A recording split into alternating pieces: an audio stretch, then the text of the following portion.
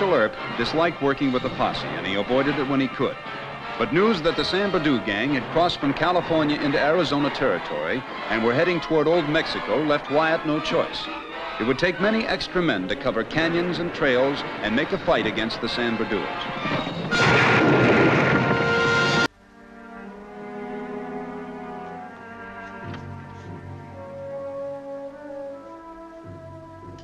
When our famous Marshal Wyatt Earp came into the bank that morning, I stopped my work to take a good look at him. I guess it was just plain hero worship. I don't know why a bank clerk like me should have admired Wyatt Earp so much. He was a tough man, wearing guns, and I couldn't have envied him his job or the dangerous life he led. Marshal Earp, this is Ollie Smith.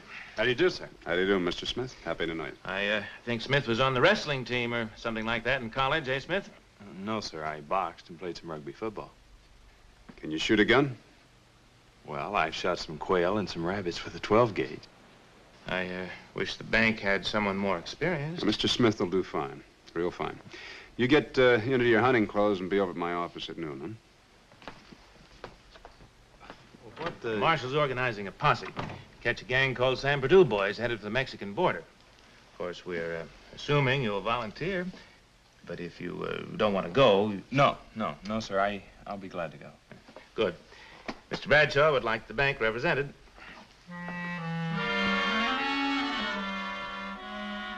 Mike Noonan. He's day boss out at the Tough Nut Mine. Scratch him. He has ridden a horse in years. Jim Biggs, ramrod of the R-30. Biggs. Hey, Doc, what do you think of Biggs, R-30? Pretty fair hand. Who's next? A fellow by the name of Arlie Smith, over at the Tombstone Bank. Smith. He's a greener, but I like his looks. Just so he doesn't spook on us. Or get himself killed. I'll let him drive the chuck wagon. Who's next? Special Agent Dale, Southern Pacific. He's a good man. Yeah. Judd and Tompkin, Santa Fe. Both of them special agents, too. Yeah. All packed?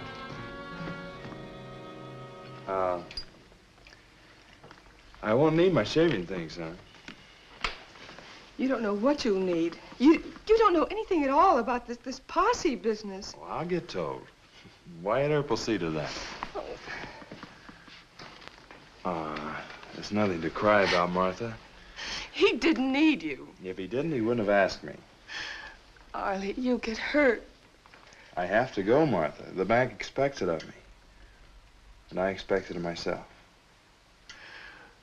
I'm sorry. Go on. Get started now. That's my girl. You'll be all right here with Mrs. Williams.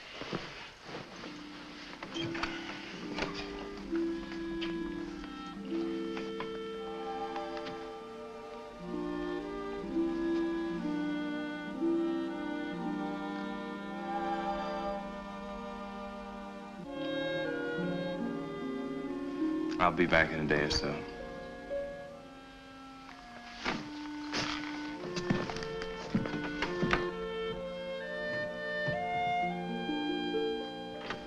Now, you're carrying your own Winchester and a Colt 45. You're gonna need a good saddle for a long haul. You tell Mr. Gibbs to fix you up, Mr. Jennings. Mr. McNerney? Yes, sir. Dr. Holliday says that you know the Santa Cruz River country between Madero and Nogales. Yes, sir. I've been hunting down there for 15 years or more. Good. You take this Army map and lay out a trail for us, huh? Yes, sir. Marshal, we need plenty of 45 cartridges, too. We got it. Put it in the box, huh? Now, I've decided to split the posse into 3 groups, Dr. Holliday, Mr. Gibbs, and myself. Is that all right with you? That suits me, sir. I think the railroad men ought to split up and one go with each group. You all know the San Bernardinos by sight. I sure do. All right, load up. Let's go, boys. Smith, sir. I'm from the bank. Oh, yeah, Mr. Smith. Can you drive a team of horses? Well, I'm not an expert.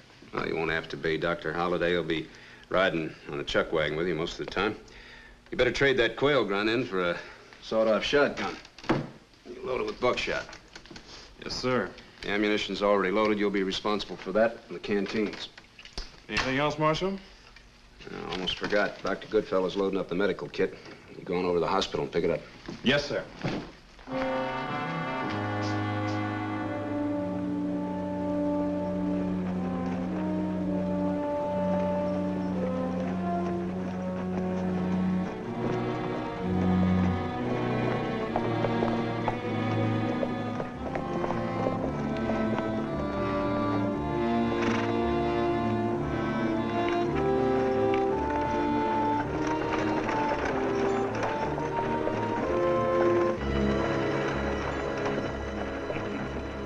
Relax, Sonny.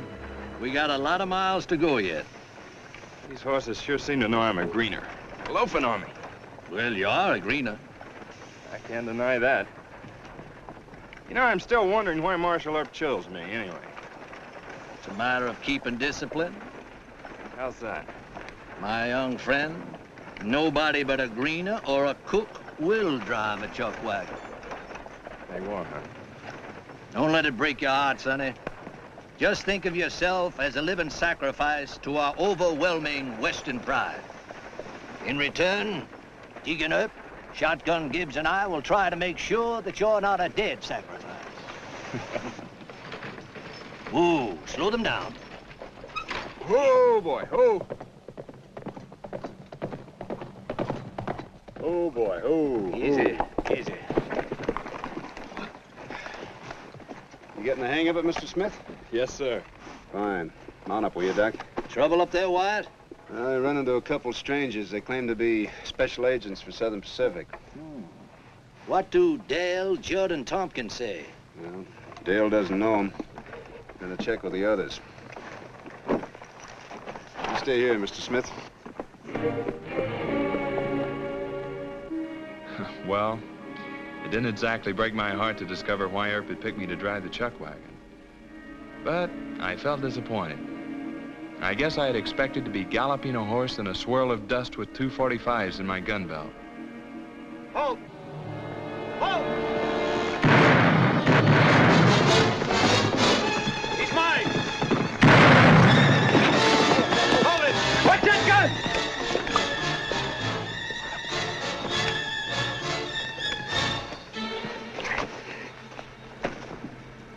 It's not hit bad. Go get the medical kit.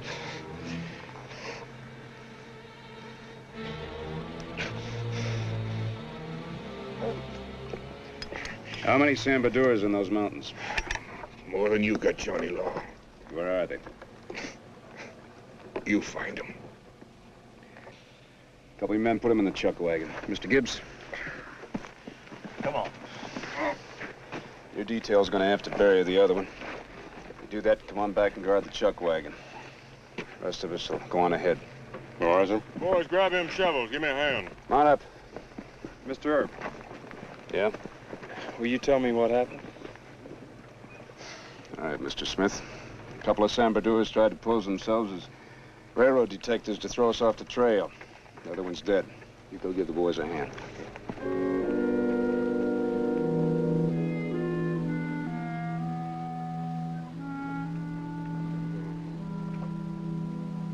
Water. Water. Water. Water. I guess it's all right.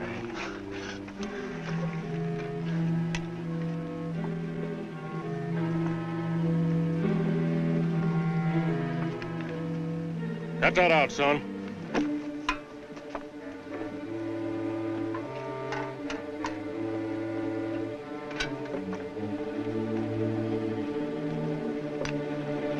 If you don't talk, you don't get no water. I'm sorry, Mr. Gibbs. I didn't know. Boys! Boys! We'll head on out for the first camp. Wyatt and the rest of them will meet us there. You get this here wagon moving. Just follow me and Roscoe. Well, Mr. Gibbs, shouldn't somebody lick the prisoner? He might be bleeding or something. Well, that's up to him. He can talk and save us a heap of trouble. He probably figures maybe some of his friends will bushwhack us. Let's go.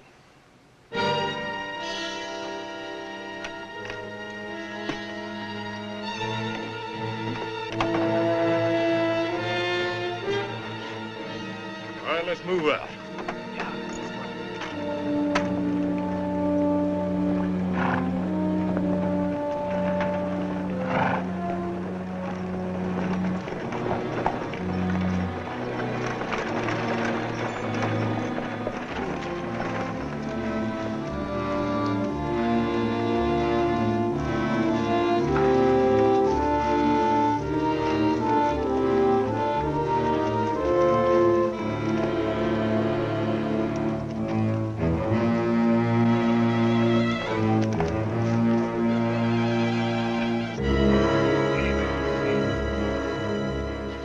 Find the trail, sir?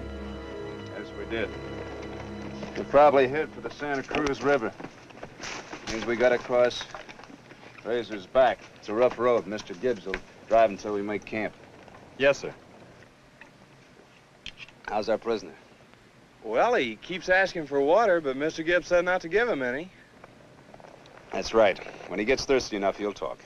Well, how many boys you figure they got? Oh, not more than a dozen in the main party. But they may have split up. You think they'll turn on us? Not before dark. And keep those horses at a walk. I'm burning up. I need some water. You ready to talk? I don't know nothing. Well, then you stay thirsty. Move on. Get out, boy!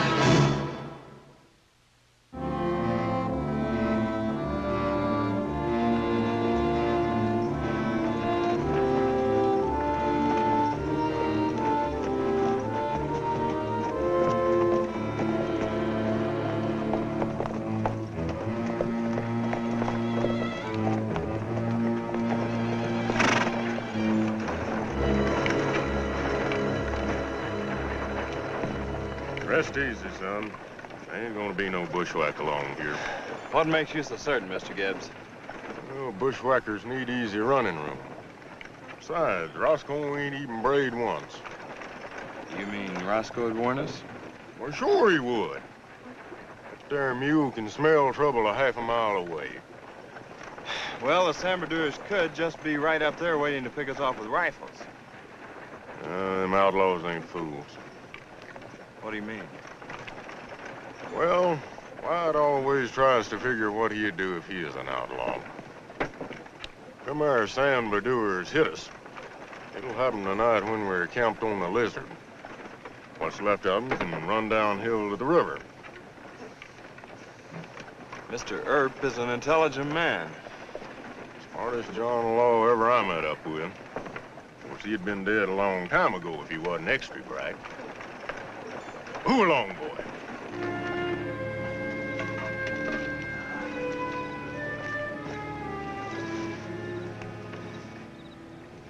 Water.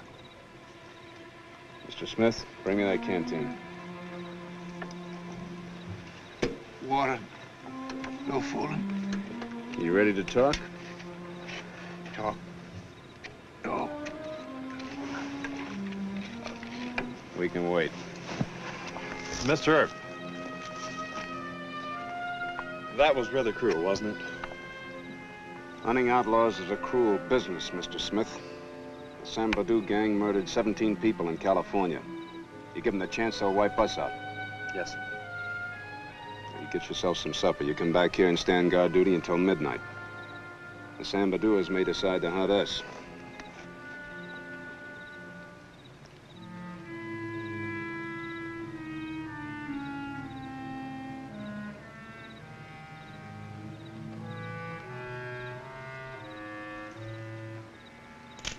Watch it.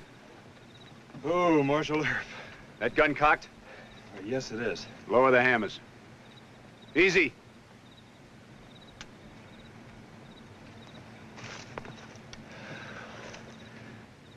We don't carry our guns cocked, Mr. Smith. A man could stumble and hurt himself or shoot a friend. Yes, sir. Now, you turn in and get some sleep. Mr. Gibbs will take over. Is it midnight yet, sir? Just about. Oh, Marshal, if it's just the same to you, I'd like to stand the full watch. Watch it! Keep down!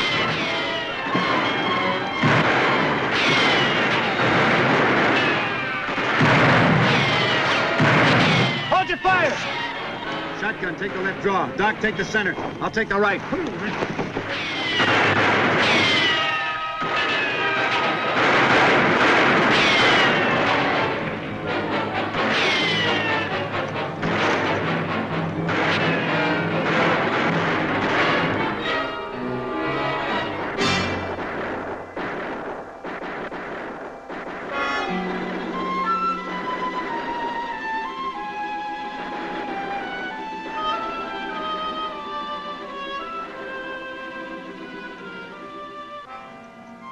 Sir, coming in with 2 prisoners.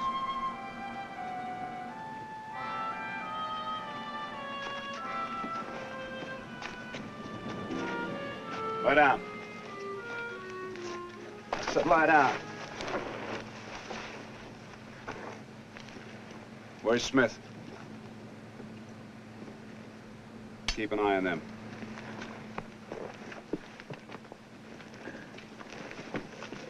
Well, boys, look what we got here. Mr. Earp, that's me.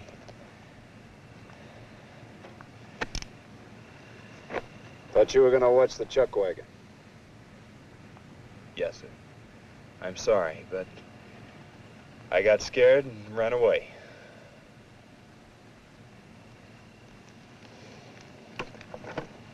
All right. Go on back to camp. Go on. Thank you. Thank you very much.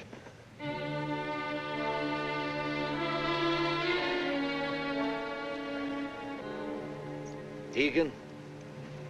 Deacon? Yeah? So far, we've killed 5 and captured 3. I suppose it has occurred to you that there are San Badua scattered all over these mountains. Just have to take them as we find them, Doc.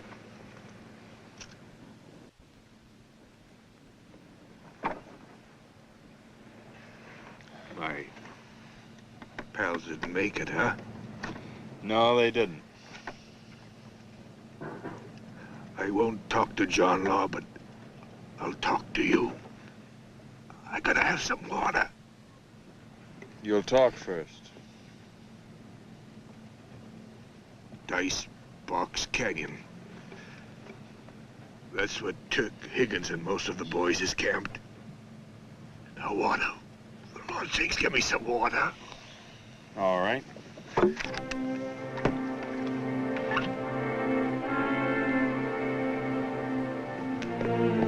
Hey, not so much at once. You won't keep it down. Mr. Smith. I told you not to give him any He water. talked. The main gang is in a place called Dicebox Canyon. All right, give him all the water he wants.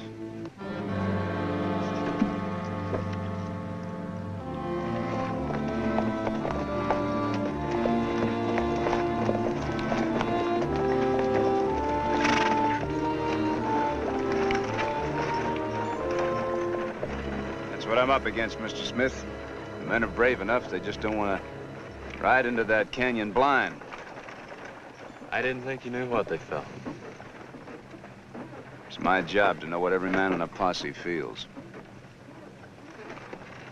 Say, why don't you let me go in there and take a look around? You? Sure, I'm the logical choice. Well, if I'm caught, they take me for what I am, a greener, not a John Law. You could fix me up with some pots and pans and shovels, and I'd look like a greenhorn prospect. There's quite a risk to it. I won't run out on you this time, Mr. Earp. You've done your running, Mr. Smith. I'd bet on that. Thank you, Marshal.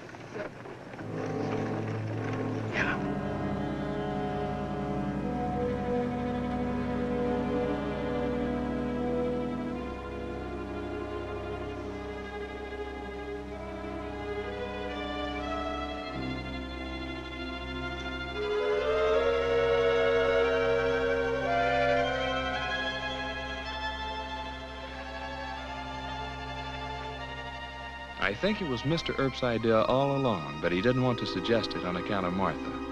I'm sure he wanted to give me this chance to make up for last night.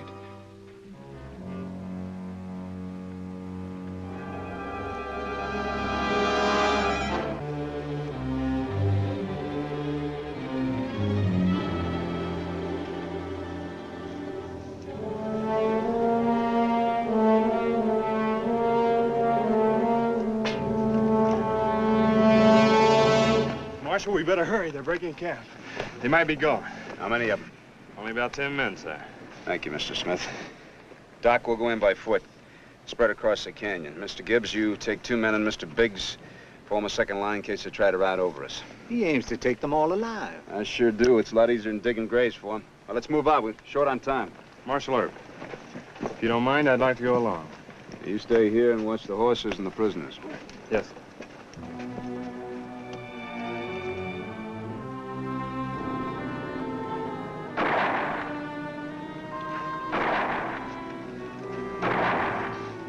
Lot to do about nothing, kid. Turk and the boys already got away. How's for some water, kid? Not until it's over.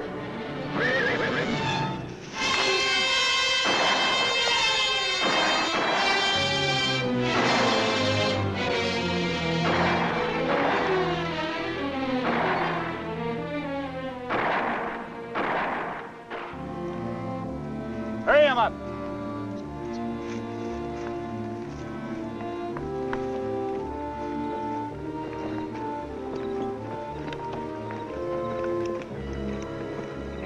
Four men dead. Gibbs and I didn't do it. What do you think you're doing? I'm digging for a slug. Not with a dirty knife, you're not. Mr. Smith, you do it. Use a probe and a forceps. Yes, sir. Well, come on, boy. Start a digging. Where's Gibbs? He went with Marshal Earp to guard the prisoners digging graves. Surprised Wyatt didn't try to do it by himself. Well, they're coming back now.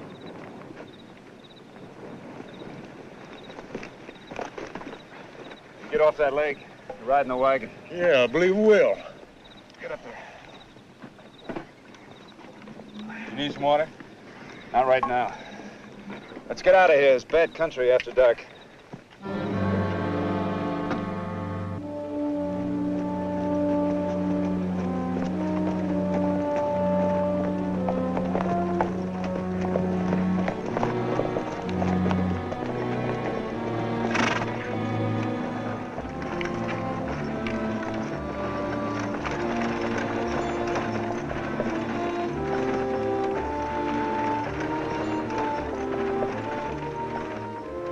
We were all too tired to talk, but I kept watching Marshal Earp at the head of the posse and thinking of the job he'd done. He went into the mountains and he broke up the San Bernardino gang before they could escape to Mexico.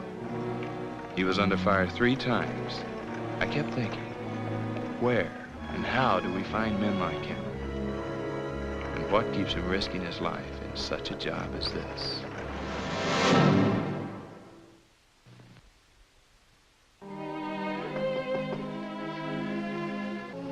Just a moment. Arlie! Arlie, honey. Oh, thank God. Look, tell me what happened. Why are you so quiet? Marshal Earp, you had him all wrong. Wrong? You know, he says if he ever needs another posse, he'll be glad to call on me. Think of that. Me riding with Wyatt Earp.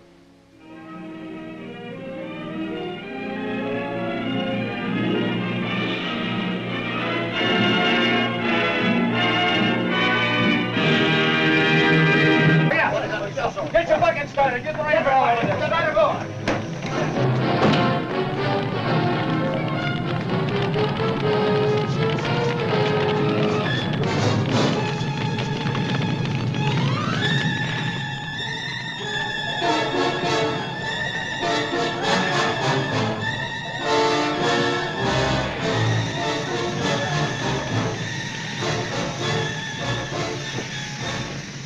Why? Well, I'll go get Dr. Goodfellow. No, it's too late. What do you mean, from that fire? Fire didn't kill him. His head's bashed in. He was murdered.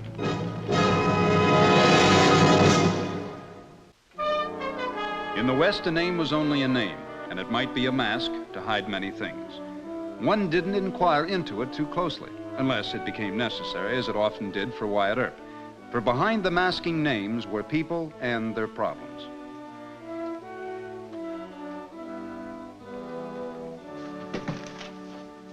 Hey, son, can I help you? Maybe, sir. I'm looking for someone. Oh, come on in, boy. Come on in. Sit down. Now, what seems to be the problem? I can't seem to find anyone in town that's ever heard of her. Oh. Young lady? Yes, my fiancée, Miss Evangeline Murphy. Evangeline Murphy. She live here in Tombstone? You've never heard of her either. I thought maybe at the newspaper office. Well, now, wait a minute, son. I don't know everybody in town, especially if she happens to be new here. Well, she's lived here for years. Came with her father. And he was killed in the mines. Murphy, huh? Are you sure? Well, yes, she wrote me from here not more than a month ago. What'd she look like? Well, I have a picture of her. She sent me in one of her letters.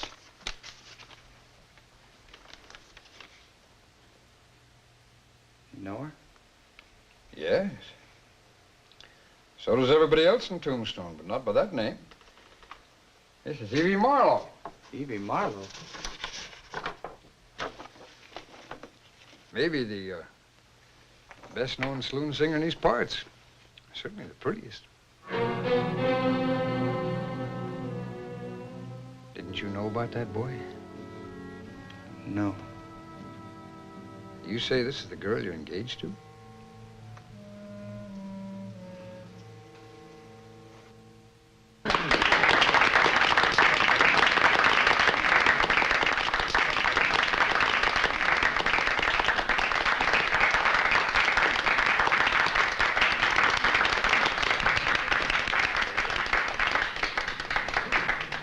Evangeline. Where'd you hear that name? Well, you know, I'm Billy Costain. That's supposed to mean something to me? I've come to get you like I said I would. Come to get me? Well, sure. Didn't you believe me? Look, handsome, if this is your way of getting to know a girl... But I do know you from your letters. I don't know what this is, but you've got the wrong girl. No. You're Evangeline Murphy, aren't you? I'd know you anywhere from the picture you sent me. Anybody can have one of these. I sell them for $1. I don't know who sent it to you, but it wasn't me. You trying to say that you don't want to marry me like you promised? Marry you? Look, mister, I don't know what kind of game this is, but get out of my way. Not until you tell me for sure. You'd better get lost, because here comes the man I am going to marry, and he's not going to like this kind of play. So that's it. I'm sorry, but it wasn't me sent you that picture or wrote you letters. Well, what about the letters I sent you and the money? Money? Money to pay your father's debt so that we could get married. That's all I had. I want it back. Take your hands off me. You didn't have to do that. This young lady is not public property. Don't forget that.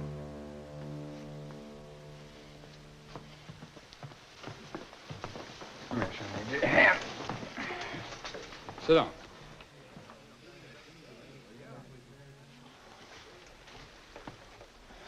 Boy, you want to tell me about it? A newspaper man spread what a fool I was. Well, then you should talk to Wyatt Earp. Wyatt Earp? He's the marshal in this town. This is nobody's business but mine.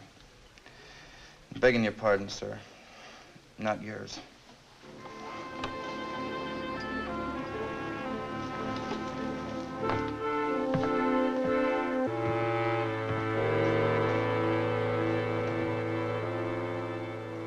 I should have known it was some kind of a trick. Now, this advertisement appeared in your paper back east, right? Yes, I can even remember the words. Decent, comely young girl, stranded alone in rough western town. Seeks help and loving protection of decent man. Object, matrimony. Well, that sounds like me. I was left alone to make my own way. That's right, Miss Evie. Go on. I don't know why I even answered. Maybe because I was lonely, too. You answered this, and the letters began. And the picture arrived, and I could hardly believe it. She was so beautiful. Well, I don't think anyone could blame you for being smitten, son.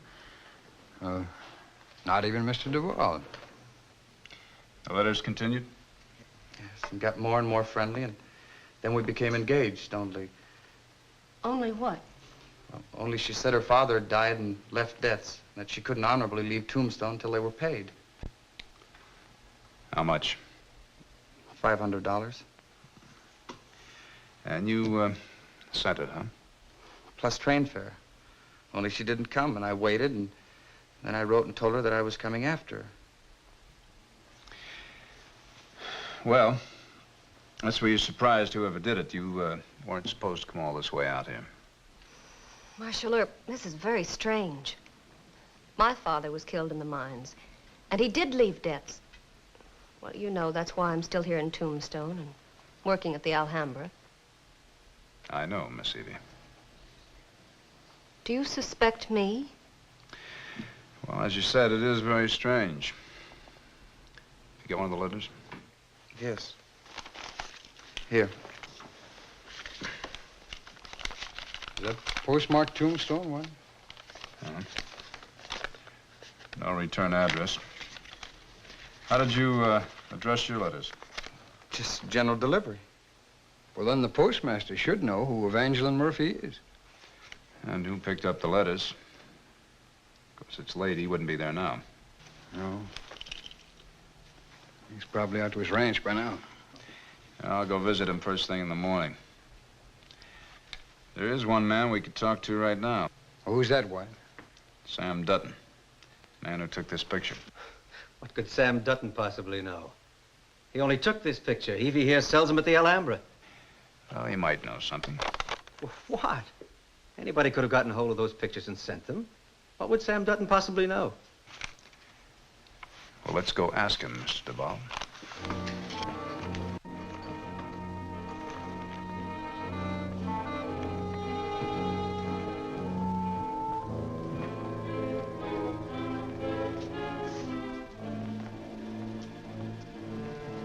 Mr. Dutton?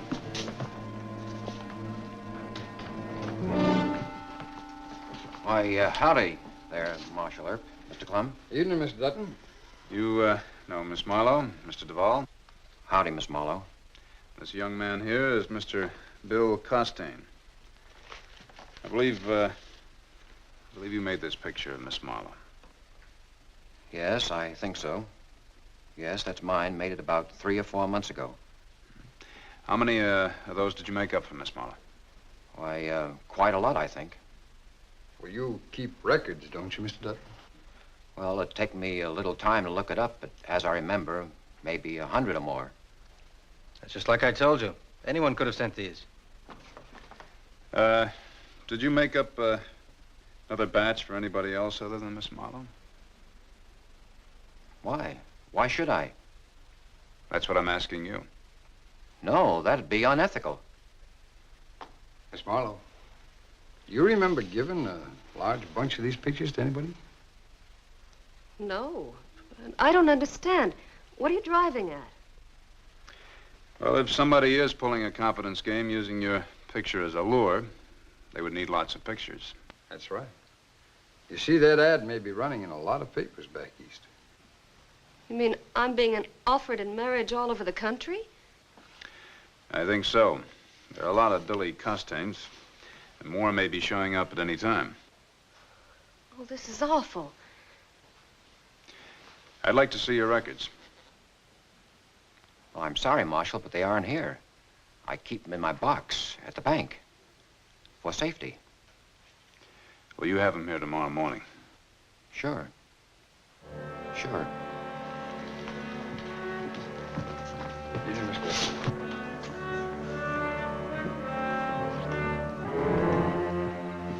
He was lying to you, Marshal. I could tell by his eyes. Maybe. Well, there's something about the man doesn't set quite right. Well, if you were to scare him, I bet he'd break down and confess. Well, now, you leave that to me. Understand? Marshal, I don't blame you for suspecting me. It does look suspicious. But you've got to believe me. And you, too.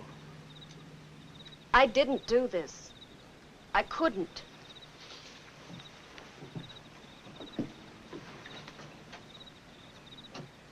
You know something, Wyatt? I'm inclined to believe it. You believe her, Marshal? You think she had anything to do with this? I hope not, Mr. Costain. But I'll know more by morning.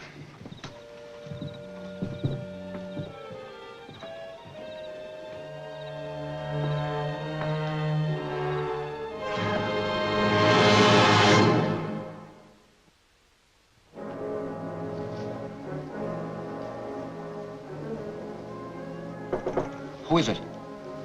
Carl.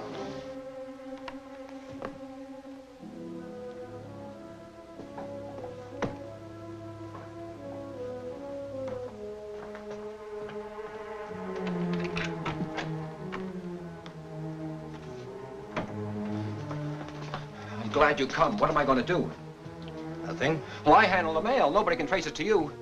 That's right. Sure, you can pick up and go whenever things get too hot. I can't. I've got a business. Don't worry. I'll handle it. How? I said I'd handle it, didn't I? Now, where are the books? What do you want with them? You want me to help you or not? All right. And where are the books? They're right here. That's all I need to know.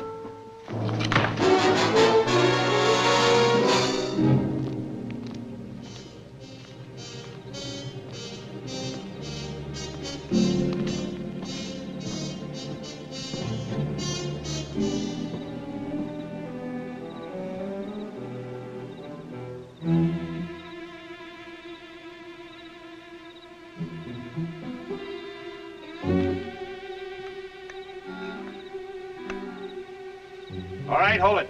Huh? Who's there? Oh, it's you, Mose. Wyatt. Glad you come along. Need some help. What are you trying to do? Get in the post office. What do you think? Only this key don't fit anymore. You sure the trouble's with the key? You think I've had a mite too much, don't you? Well, maybe just a mite. Guess you're right. That's what I figured the Ripe would think, too. Guess I'll sleep in here tonight, if you help me get in. Well, I'll help you get in if you answer me a question. Question? Mm-hmm. Who's Evangeline Murphy? Murphy. General Delivery, that's who. General Delivery. You ever see her? Nope. Well, who picks up the mail? A man. Gets a raft of it, too. What man? The photographer. You know, Sam Dutton. Evangeline Murphy. Funny name for a photographer, ain't it? Now, you move aside and let me get through. Yeah. Well, now, don't push so much, we'll never get in. No.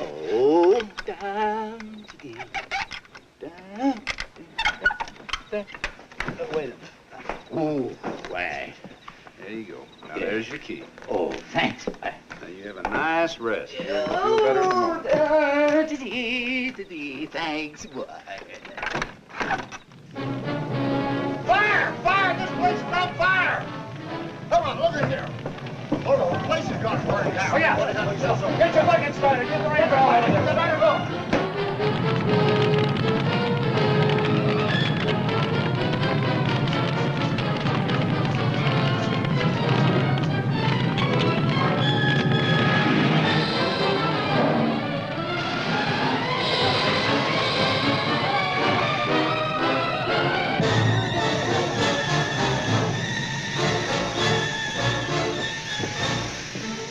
Why?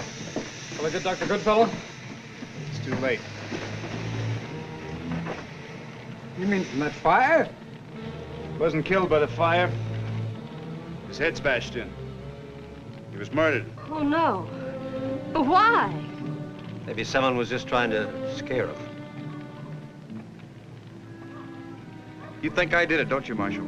Oh, he couldn't have. He was with me at the Alhambra. We left when we heard them call fire. Evie, what do you mean he was with you? He came to hear me sing, And he sat with me. So you see, he couldn't have killed Mr. Dutton. I know.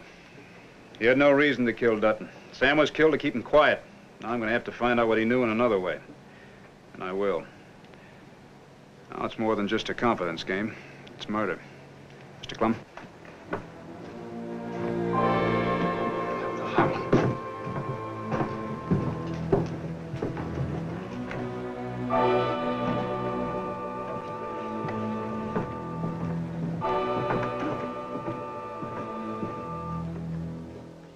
There's not too much damage, White.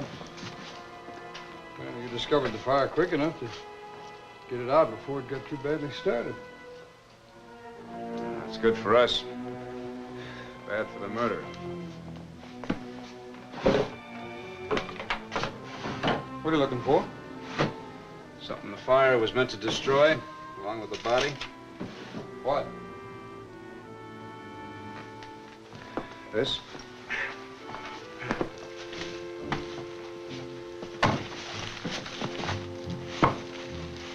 What are they?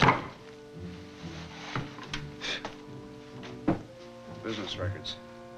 Pretty badly charred. But not completely burnt. I want to take them along with me.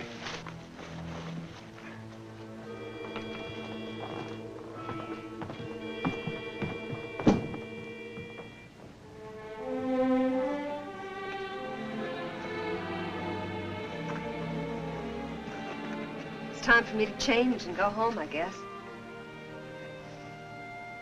Thank you, Mr. Costain. Thank you for coming to hear me sing. It's me that should thank you. You're wonderful. I mean, you sing wonderful. And I know that you didn't have anything to do with all this. Thank you. Poor Billy. He came looking for a wife, found nothing. I'm not sorry. I just wish I'd come sooner before you and DeVal. I know. Might have been nice to have been with Angela and Murphy. To me, you are. Good night, Mr. Costain, and thank you. I'll wait here in the alley. You shouldn't ought to walk home alone this time of the night. But... Well, if DeVal shows up, all right. But I'll wait.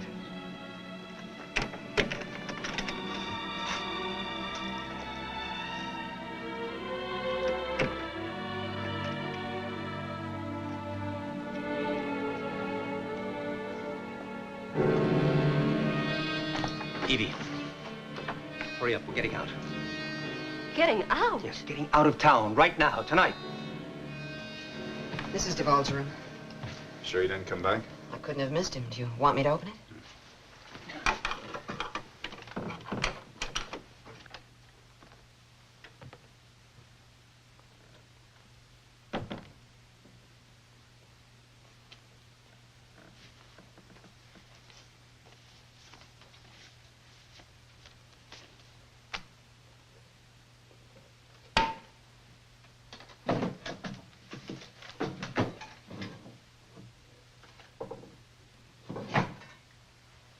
I always thought Duval was an honest gambler. No. Gambling's just a front with him. What's his real business?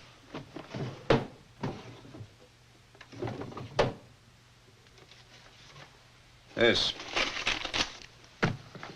There. It's a picture of Evie Milo, isn't it? Whole box of pictures of Evie Marlowe.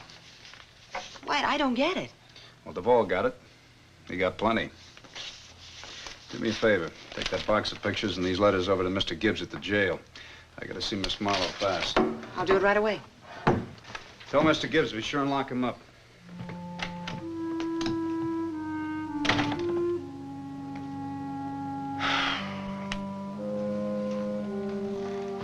Carl. It's not because of Sam Dutton, is it? What made you think a thing like that? You knew all about me. You could have gotten the pictures from Sam. Evie, you can't think such a thing of me. No, of course not. I couldn't have agreed to marry you if I thought you were that kind of man. Of course you couldn't. Look, Evie, I'm sorry about the rush. But it was supposed to be a big surprise for you. There's a wonderful job waiting for me in San Francisco if I just get there in time. But I've got to catch the midnight train out of Benson. Oh, Evie, it is a fine job. And we can settle down and we can have a home. That is what you want, isn't it? Oh, yes. But we're not married yet. And I'd like to have time to do it right. All right, we will make it right just as soon as we get to San Francisco. No, Carl. I'm not sure. Why don't you go to San Francisco first and I'll... Not sure. You were sure enough before that kid came into town today. That's right. He made me stop and think. And, Carl, I don't think I really love you. I think I was only lonesome, wanting someone to love. Well, you're not going to back out on me now. The love can come later on, but we're going out of here tonight. Because I can put you in this just as deep as I am. What do you mean? Sam Dutton, that's what I mean. It was you. And if I say you were a part of it, who's to say no? Earp already suspects you. You wouldn't. Wouldn't I? If you don't go with me now. I won't do it. I don't care what happens to me, but I want to see you pay for what you've done. You can't hang you twice, you know. No, I won't do it.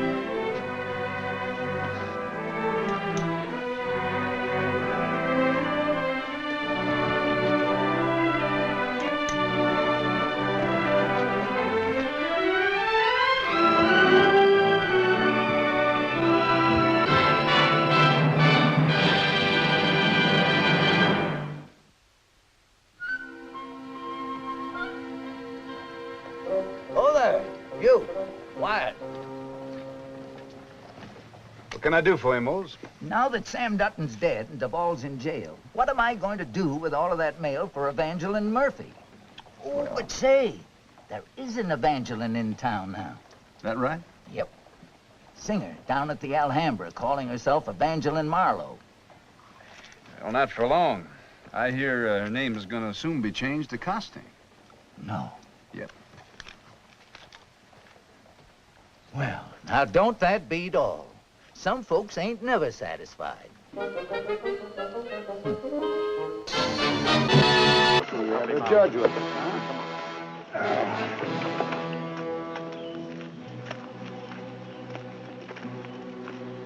The judge put up quite a struggle.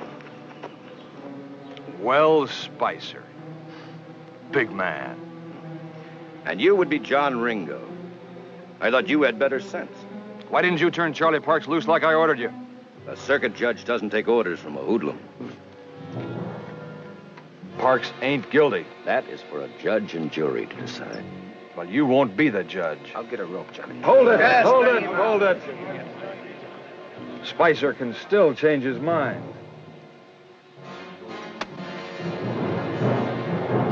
Sit down and think it over. Judge Wells Spicer of Tombstone was generally regarded as the most fearless judge in Arizona Territory. He backed Marshal Earp and the forces of law and order with complete disregard of his own safety. Although hoodlums seldom dared to threaten a judge, the Clanton killer known as Johnny Ringo was capable of anything. And when Spicer clashed with Ringo in the Charlie Parks trouble, Wyatt had good reason to fear the worst.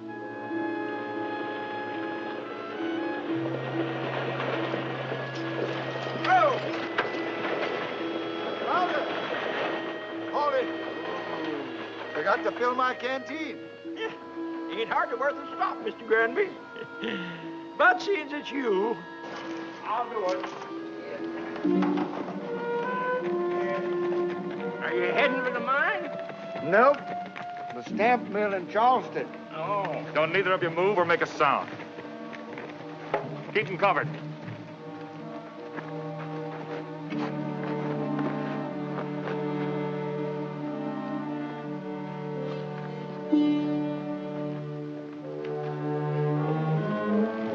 All right, Charlie, let's go.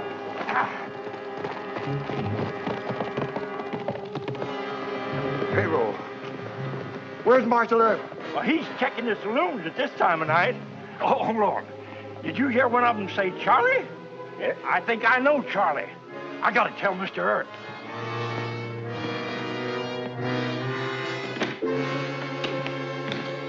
Are you certain it was Charlie Parks of the Clanton outfit? I swear it, Marshal. How about you, Mr. Granby? Well, he fit the description of Parks, but I don't know Parks.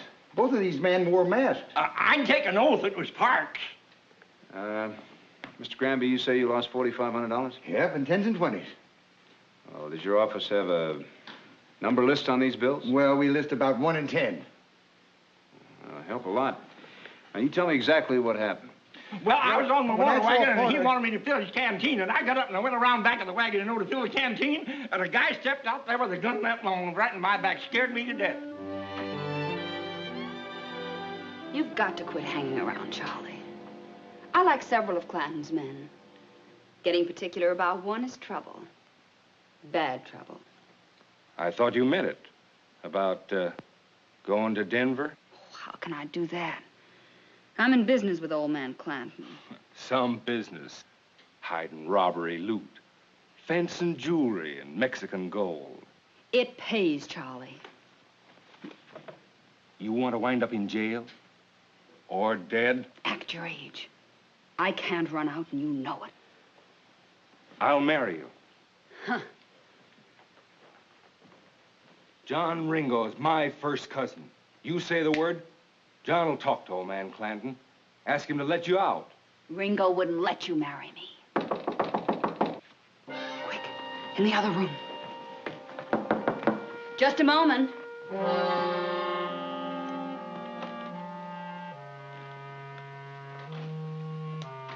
Who is it? Your laundry, Miss Alma.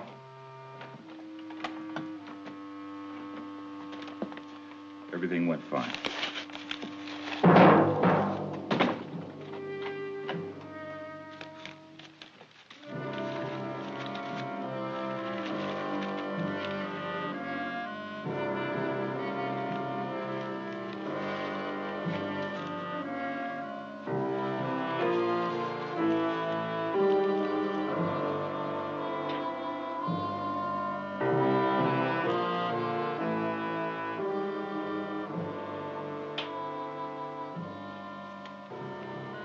It's all right, Charlie.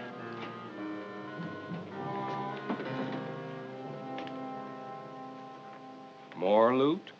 Don't act so shocked. You're not so pure. You help Ringo and Clanton steal cattle. Here, the 200 I owe you. I don't care about that. Take it.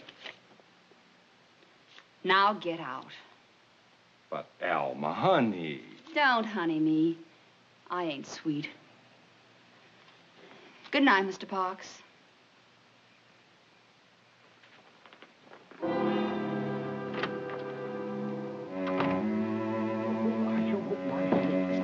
Get in and sit down. That's him. That's him. That's Charlie Parks. You better start talking, mister. I got nothing to say. Mr. Parks, you were carrying 4 $20 bills. They were taken from the robbery tonight. Where'd you get them?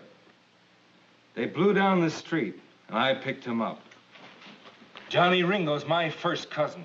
He won't like this. Put him in there for the night, Mr. Gibbs. Come on, bud. Can you imagine that? $20 bills blowing down the street in Tombstone. And me up on a war wagon. Now, Ringo, got you hold of your temper. I'll get young Parks out and hire him a lawyer. Getting mad at Judge Spicer, that don't make sense. Charlie Parks wasn't in on that heist. Then Spicer'll turn him loose. I ain't beholden to no judge. A man has to take up for his kinfolk. And I'm making sure Charlie don't get railroaded. I'm tired of nursing you, Johnny. You get in trouble this time, you get yourself out.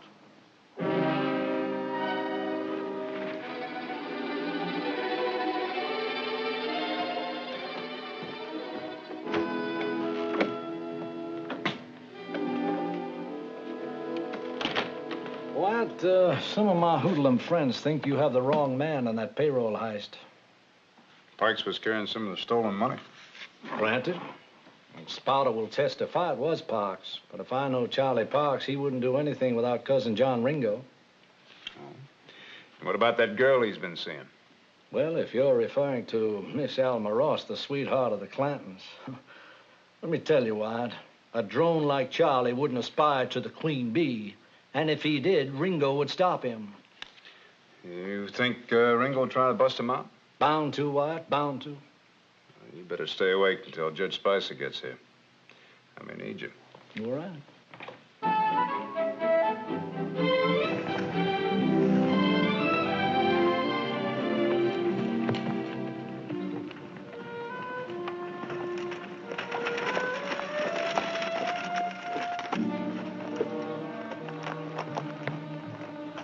Judge Spicer? That's right. Johnny Ringo will give me a message to give you. He says to turn Charlie Parks loose. Who's Charlie Parks? Turn him loose. That's all he said.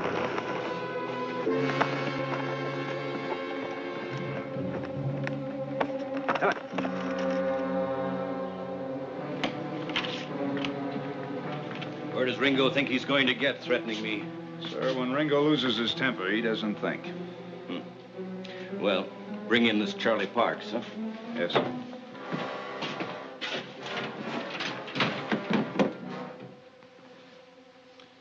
Mr. Parks, this is only a preliminary hearing. You can plead guilty or not guilty or refuse to say anything at all. I'm not saying nothing. Very well. The court will set bail in the sum of $5,000. Do you have it? Marshal Earp, return the prisoner to jail. Yes, sir. This court is adjourned. Hello.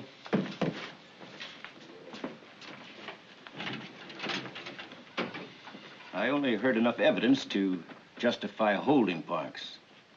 The robbery was at night, the robbers were masked. Well, I'm not sure that he was in on the job. Spotter could have been mistaken because of the masks. Well, then why would Ringo threaten me? Sir, Ringo once killed a man because he ordered beer when he ordered whiskey. He isn't exactly logical. Well, I have a case to hear in Charleston. I'll be back tomorrow. I wish you'd postpone it. Why, because of Ringo? Nonsense. I've been threatened before. Sir, then let me go along, huh? No, you stay here and work on a Parks matter. I can take care of myself. Yes, sir. But thanks, Wyatt.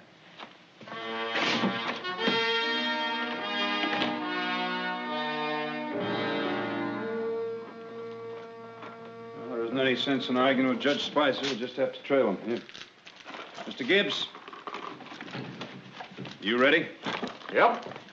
He doesn't even ask where. We might have some shooting with Johnny Ringo. Suits me. Come on. Marshal Earp, my name is Ross, Alma Ross. Well, is it anything important, ma'am? We're in kind of a hurry. I'd like to see Charlie Parks. Well, you can see him in about 3 hours. Marshal Earp, I know something about the law. Any prisoner has the right to have a visitor. Don't rile him, Miss Alma. He's quite impervious to your charm or your scorn. If you come back later, you can see him then.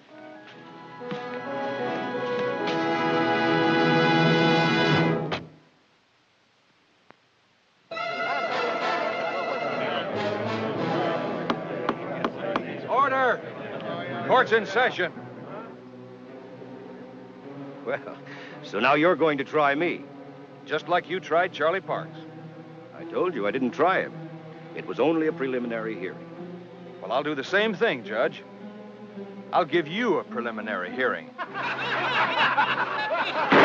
Order! Nothing funny about this. Is there, Judge? No, there isn't. Untie him, so he can raise his right hand and swear to tell the truth. I think you know I'll tell the truth. All right. Now, what evidence you got against my cousin Charlie?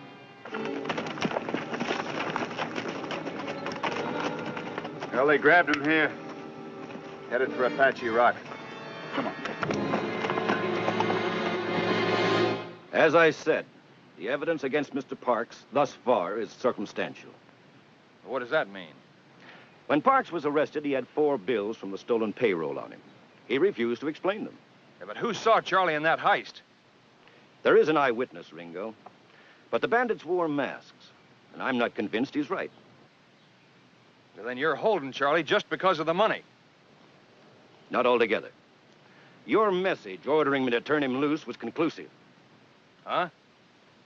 I mean that any orders coming from a hoodlum like you shows that something's rotten. If Parks is not guilty, why should you risk a charge of abduction and contempt of court? He's talked too long, Johnny. Let's hang him and get away from here. Order! I want to say something to Big Man Spicer. You called me a hoodlum. Well, I wouldn't treat a dog the way you've acted about Charlie. You deny he was in that holdup? I sure do. Charlie don't do nothing without my say-so. Yeah, that's right. Order! Now, this court is going to ask you one last question, Judge. You going to turn Charlie loose? Not until he's had his trial.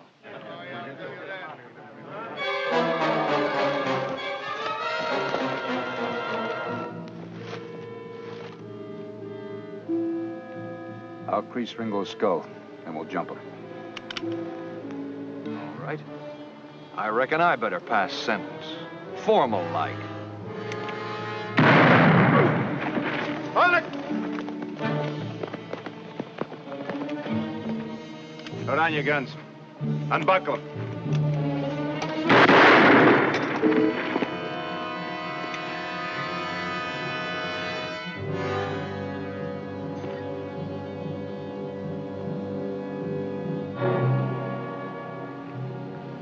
Come on, wake up, Ringo. Wake up. Come on, wake up. Doc, give me a hand. We'll walk him around. You take care of them. Come on. Stand on your feet. I'm gonna gun Ringo for this. I claim priority. You'll do nothing of the sort. But he tried to kill you, sir. This man is guilty of abduction and contempt of court, but he can't be gunned for that. And what I say applies to you, Dr. Holliday. Holliday? It is, Doc. I'll shoot it out with any one of you. Sit down. He's a sweet character, ain't he? He says Parks is innocent, and he seems sincere in his reasoning. Sincere? Ringo? Judges, we save you from getting shot, and all you keep thinking about is justice for Charlie Parks. Ringo will get away with this attempt, sir. He'll demand a change of venue from your court. You'll have to grant it. That's right. One of them Clanton judges will acquit him for sure. That isn't the point. What is the point? Wyatt has a crime of armed robbery to solve. Now, if Parks goes to court, he could be convicted just because he's a hoodlum. Now, do you want that? No, sir. Well, then act like it.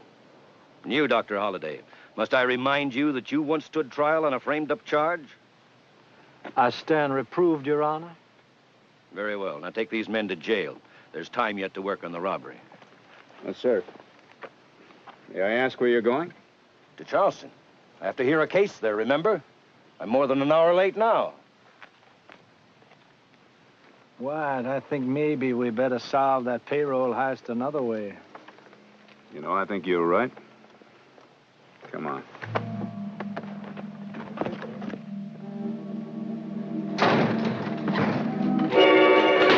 You've got a nerve. You going someplace, Miss Alma? Get out of here. I told you she'd try this, Wyatt. Miss Alma, you're under arrest. That's a laugh. Doc, you take her over there and sit her down. Mr. Gibbs and I'll turn this place inside out. My pleasure. Shotgun, take that room.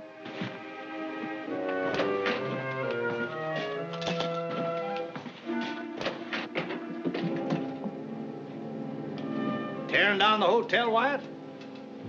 No. We have enough evidence now. What? There's a walled-up closet in there.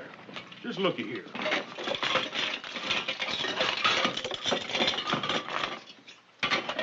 And she had this and a hollered-out bedpost.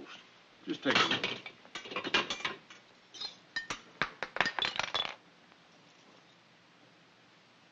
From Mexico, no doubt.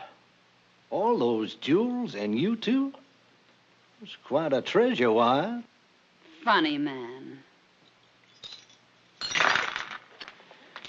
Miss Elma, did you plant those payroll banknotes on Charlie? What do you take me for? I owed Charlie $200 and I paid him. How did I know the mine kept the numbers? I don't suppose you'd care to tell us who pulled the robbery. You haven't proved anything. A young lady living in the middle of all these here stolen goods, worth thousands. I'll explain it all in court, Mr. John Law. Now, this is a story I simply must hear. Come on.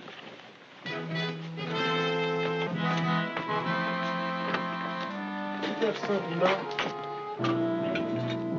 I warned Ringo plain to his face. Kidnapping a judge, threatening to hang him. Why, I never heard of such tomfoolery. All right. What do we do about it? That part's easy. We have him changed to one of our own judges. It's the girl I'm worried about. You mean Alma? Earp caught her red-handed. All kinds of stuff in her room. Well, pretty girl collects presents. Not robbery loot, Mr. Clanton. You just defend her, Baxter. That's what you paid for. You gonna let Spicer try her? He's a man, ain't he? You know Alma. Well, all right. No slip-ups now. I need that gal. Best hand in the outfit comes to selling goods.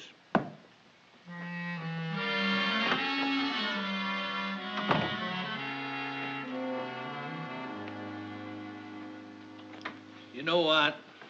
I was just trying to imagine old man Clanton's face. He must be apoplectic by now. It's no use, Doc.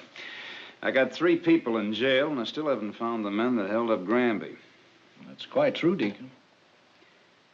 You said that Ringo wouldn't like it if Charlie was sweet on Miss Alma. Ringo would not allow it. Why not? He is a bully and a tyrant. Even Ringo can't be a king without a kingdom. Charlie is his kingdom. Well, Ringo's got plenty of followers. They're not all cowards. Well, thanks, Doc. I guess it's worth a try. What is? Well, it's just a hunch. I'll let you know if it works out.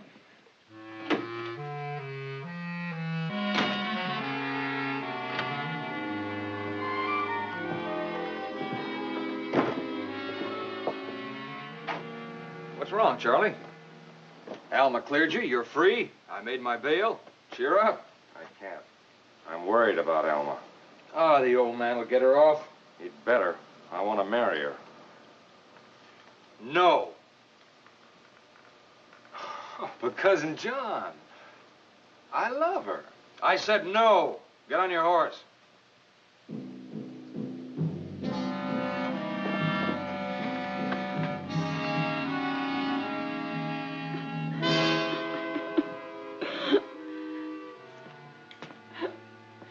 Now, you must be brave and tell the truth.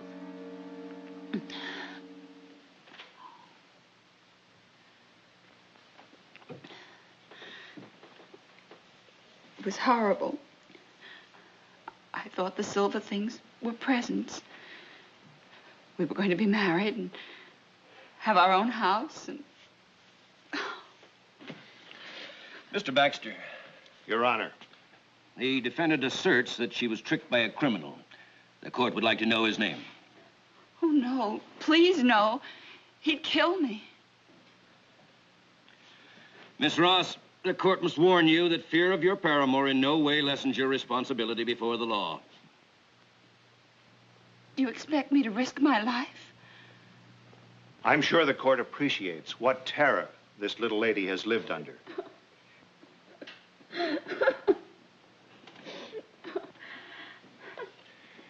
If the court please, the defense rests. Very well. This court is adjourned till 10 a.m. tomorrow morning.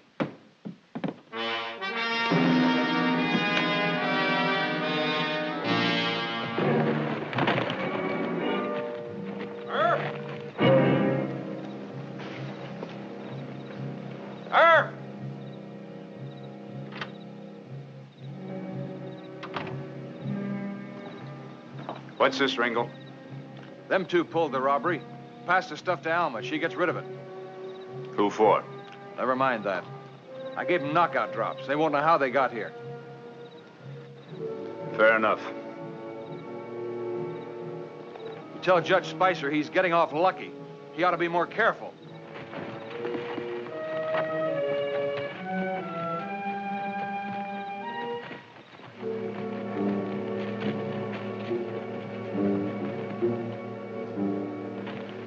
Your Honor, we intend to prove. Order! Order! Marshal Earp, what's the meaning of this? Your Honor, these men have confessed to the mine payroll robbery. And they also wish to testify against Miss Alma. Ringo did this, I know it.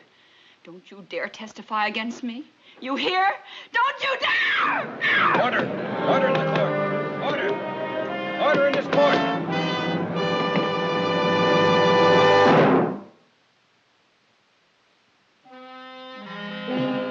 Mr. Brandt and Mr. Haley, you are sentenced to 5 years in prison for armed robbery. Miss Ross, you will serve 18 months in jail at Tucson. Marshal, remove the prisoners. Run out this way. Good work, Mr. Earp. Oh, Mr. Earp. Call John Ringo to the bench. Ringo? Come on up here. You want me to come and get you?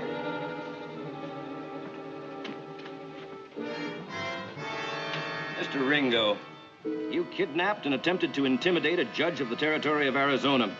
You will be charged and tried for your crime in a higher court at Prescott. You will have a chance there to explain your actions, if you can, to a federal judge. I just came in here to watch the trial.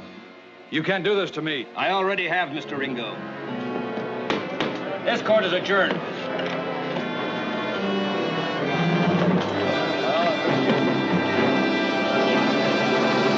You did not hold up the Wells Fargo station, and you did not kill the agent. Yes, sir.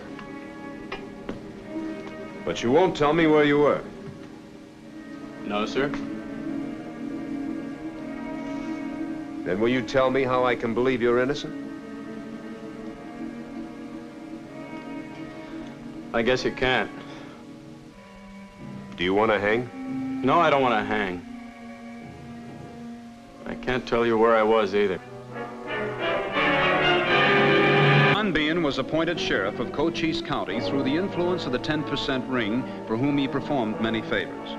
This brought him into conflict with Marshal Wyatt Earp and many people of Tombstone. Wyatt was often tempted to kill Bean, but killing for any reason was against Wyatt's deeper principles. Bean knew this, and as a result became one of Wyatt's most dangerous enemies.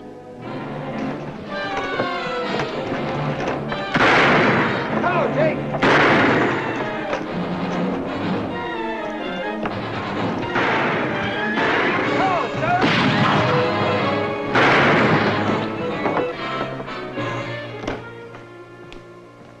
Wyatt, I cannot see your point. They murdered Hanby and rode off with the cash box and the mail sack. That's right, sir. But you won't organize a posse and go after them, and that's your sworn duty. Mr. Thacker, I'll go after those hoodlums, but not with a posse. Why not? You took a posse after the Samberdoo gang. That was different. The Zambadooers were running for the border through strange country. Now, these men know every rock, all the water holes in all directions. I'm just not going to ask amateurs to ride into an ambush. Well, if something isn't done fast, the main office will send a vice president down here. You see, they take it personal if one of their men is killed. Oh, yes, I know, and I honor them for that. I used to be an old Wells Fargo man myself. Now, look, you've got a good undercover man in J.P. Ayers. You trust him? Well, certainly. Well, then give him a chance to identify these small-timers that pull the job. There's no sense in fighting the whole Clanton outfit. How long will that take? Well, sir, that depends on a lot of things. How long, Wyatt? Mr. Thacker, nobody can answer that exactly. It may take a week. It may just take a few days. Well, I can't wait. Wyatt, these robberies and killings have got to be stopped. Look, it would take 300 special agents and an act of Congress to break the Clintons, and we haven't got either one. Now, be reasonable. I've been reasonable too long. I'll handle this case my own way. Your own way, huh? We're the posse. Well, I won't take them out. You don't have to. I'm sure Sheriff Bean will be more cooperative. Good day, Marshal.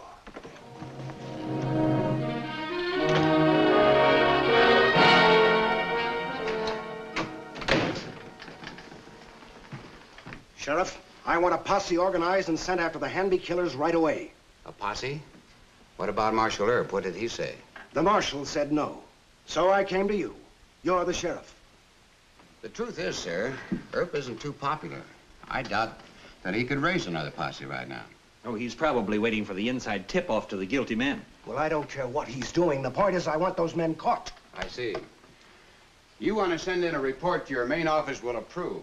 And naturally, they don't like unsolved crimes. Naturally. Do you? No, of course not. A posse's a very good idea, Mr. Thacker. Very good. But Earp should have started on the trail while it was hot. How big do you think that posse'd have to be, Sheriff? I was getting to that. It would take 20 or 30 men. And the county can't afford to subsist horses and men on what could be a long chase. I'm afraid, sir... Wells Fargo doesn't ask the county to pay its bills. We're offering a reward. What kind?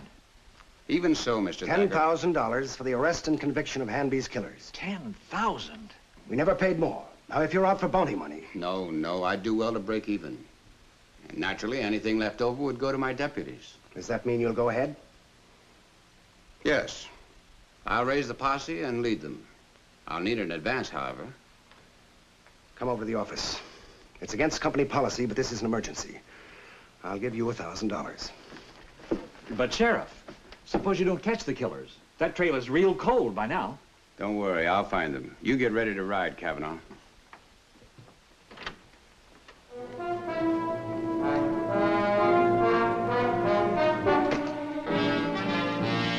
What do you say, Mr. Clanton?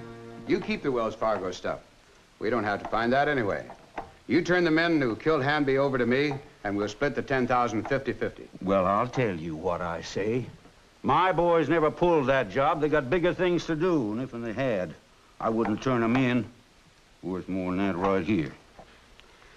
Then pick some sort of a troublemaker. It's an easy way to get rid of a man, and I don't care who it is. Well, I do. Never frame no man onto the gallows. But, Papa, $5,000. Hush up, Ike. You're a pretty poor excuse. I hate Wyatt Earp with a good, clean hatred, but I downright despise you.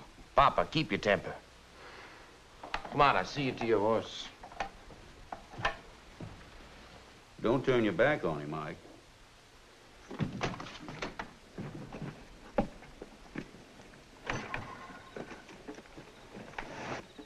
If I find you a setup, does the 5,000 go for me? Sure. But I'll need witnesses, too. I can get them. But not a word to Papa. He'd kill me. Give me credit for a little sense.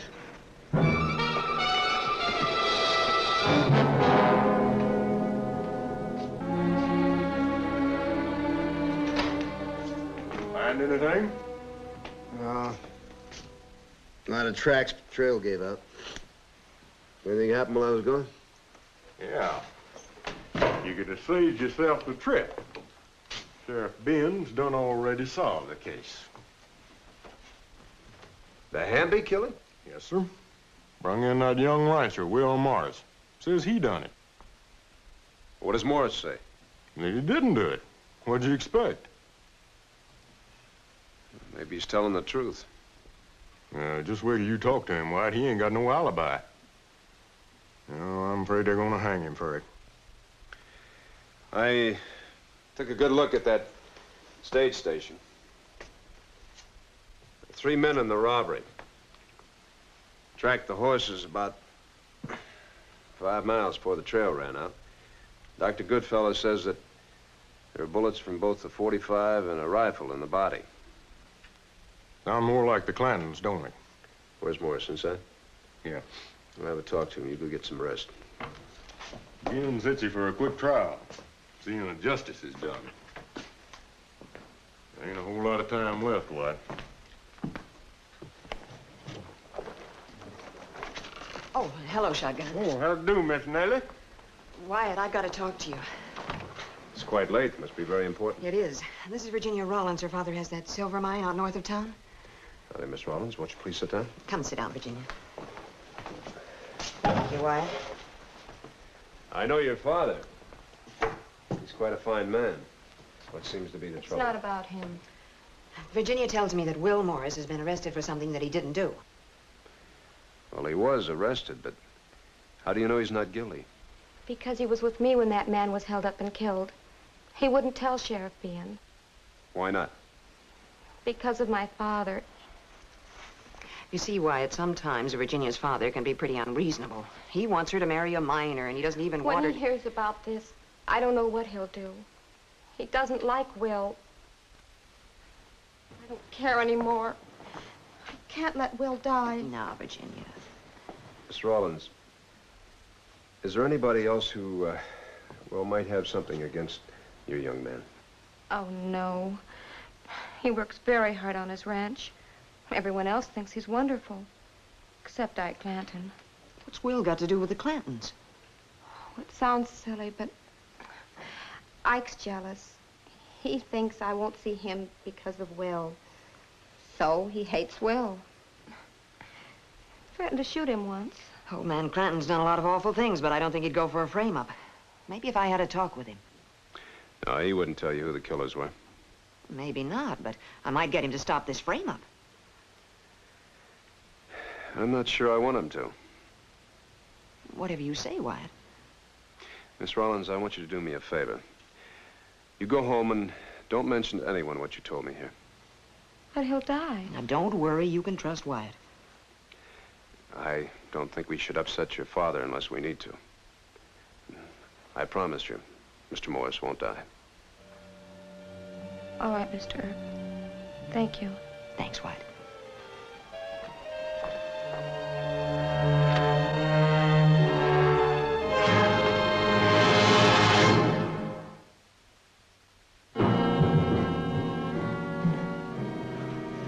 Now, Mr. Morris, you say that you did not rob the Wells Fargo station. You did not kill the agent. Yes, sir. But you won't tell me where you were. No, sir. Then how can I believe you're innocent? I guess you can't.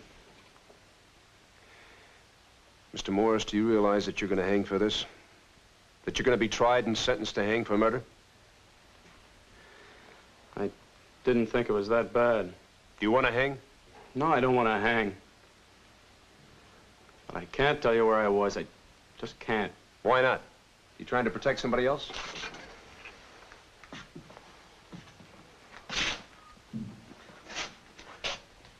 I'm in love with this gal. I was out riding on the plateau with her last night. If her father finds out about it, there's no telling what he'll do. She'll never forgive me. Well, she must be a real dilly of a girl. If she lets you hang, you're a fool, not a gentleman.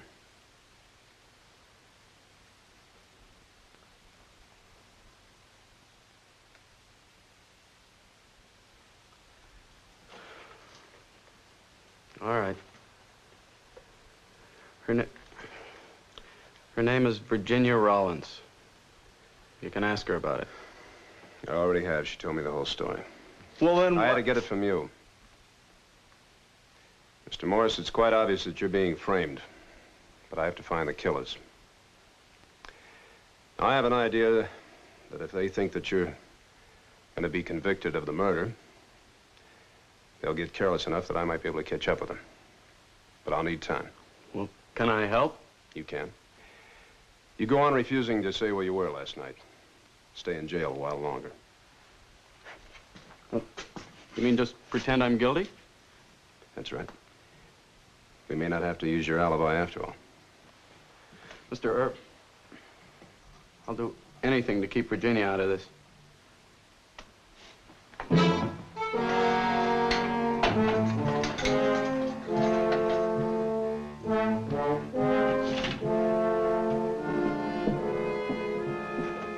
Wyatt!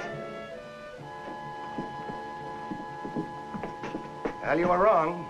Sheriff Bean captured that hoodlum without losing a man. You used a posse? No posse. Just Kavanaugh. You're mistaken, Gibbs. I gave the sheriff an advance so he could hire the posse. You gave Bean money? $1,000. Looks like you spent your money for nothing, Mr. Thacker. Now, you're on the wrong track, Wyatt. He's entitled to the reward as soon as the man's convicted. Now, if he didn't need the posse, well, that's sheer luck. And it's funny he didn't mention it to me. Yeah, it's very funny. How much more has he got coming? 9,000. The reward is 10. $10,000. Well, Bean would frame himself for that much. In order to get that 9,000, he's got to prove Mr. Morris guilty. That's right. Are you suggesting that he can't prove it? Oh, I'm not suggesting anything, Mr. Thacker. Look, why don't we talk about this some other time?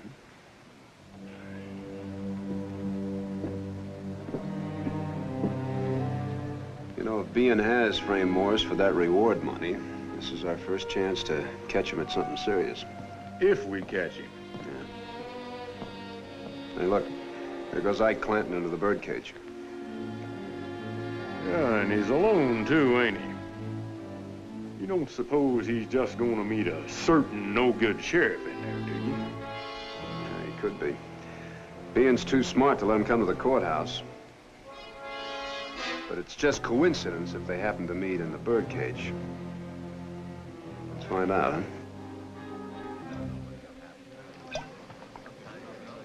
I want the rest of the money. The boys are fidgeting. I already gave you the 1,000 I got. You'll get the rest when I do, after the trial. When's the trial? No date yet. You know how to handle the boys, Ike. Keep them quiet. I'll rush the trial as much as I can. Why rush it, Johnny? You'll hang soon enough. Wyatt, Wells Fargo wants it settled. Oh, yeah, Wells Fargo. Say, whatever happened to that posse you were going to hire? I tracked the killer myself. Didn't need a posse. What'd you do with the $1,000 Thacker gave you then? I've still got it. Part of the reward money, you know. Perfectly legal. What are you being so sociable about, Herb? I want you to tell me who killed Hamby.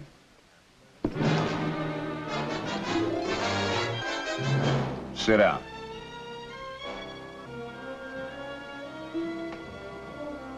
You got nothing on me. Your father will have.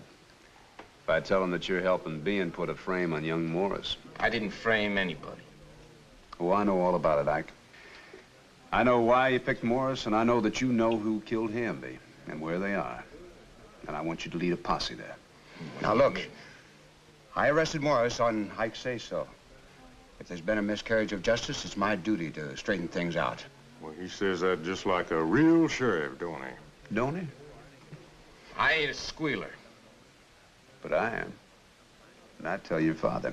You can't do that, Pop. It'd kill me. Better chance than I'd give you. Now, look, Sheriff Bean, we'll form a small posse with Mr. Thacker. Since you got some of the money, why don't you just come along and make the arrest? Wyatt, I'm on good terms with the Clantons. It helps me when I collect taxes. You don't need my help to arrest those Clanton men. The old man might get sore. Oh, no, Johnny. You don't weasel around. Shut up! Shall we go, gentlemen?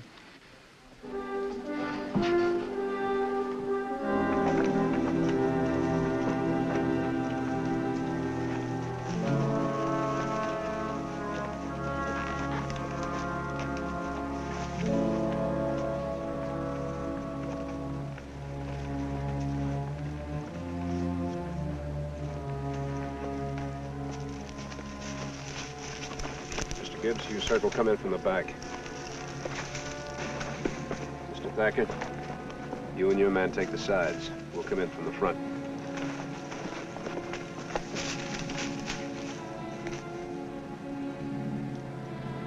Let's go. I better stay here and watch the horses. Roscoe will watch the horses. Come on.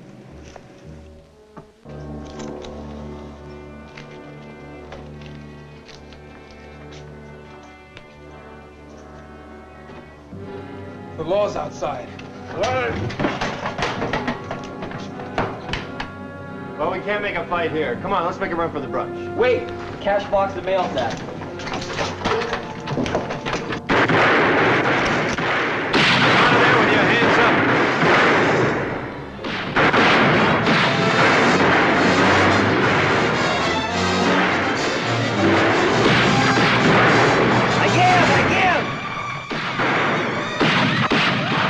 I give!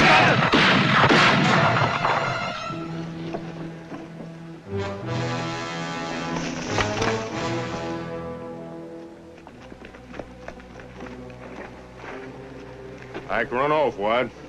Let him. We got what we came for.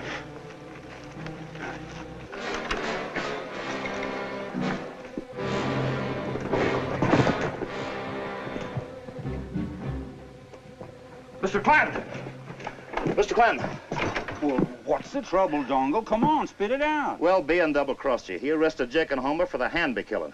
Bean done that? That's right. He led Wyatt Earp and the Wells Fargo agent right straight to the hideout, and they killed Summers. Get the boys. We can do some killing, too.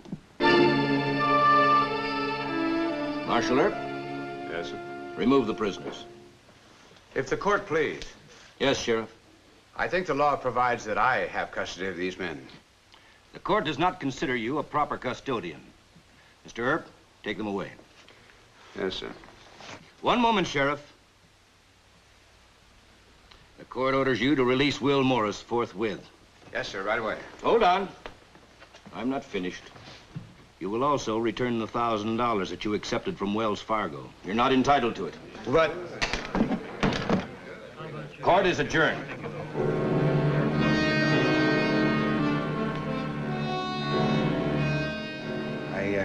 I guess I owe you an apology.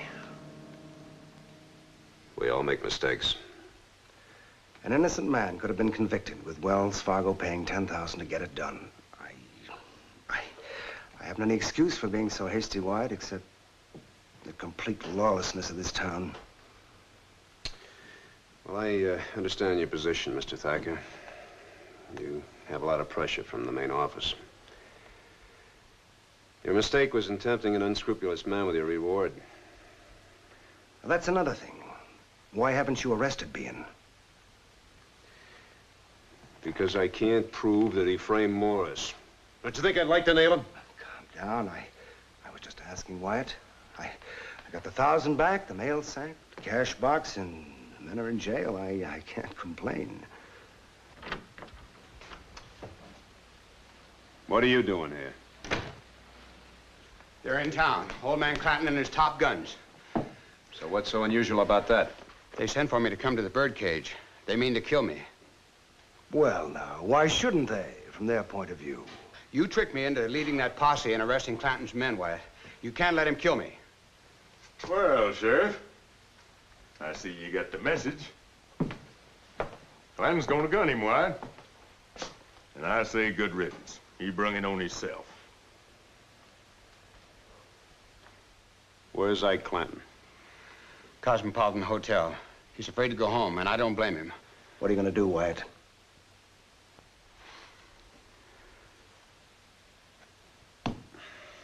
Mr. Gibbs, you go on over to the Cosmopolitan Hotel and see that Ike doesn't leave that room. You get in a cell. A cell? You asking my help or not? Get in a cell. The Clantons won't look for you there. All right. I'll wait there. Where you going, Wyatt? Don't you worry about that. You just keep Ike in that room. He deserves to be killed. I'd have shot him myself, but he won't go for a gun. Bean's gotta die, ain't he, Wyatt?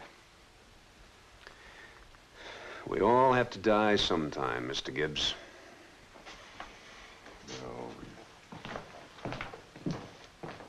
You were tempted to let them gun Bean. Yes, I was. But how can you save him? Well, I have to try. Can't let Clanton shoot at us, Sheriff. Even to get rid of Bean.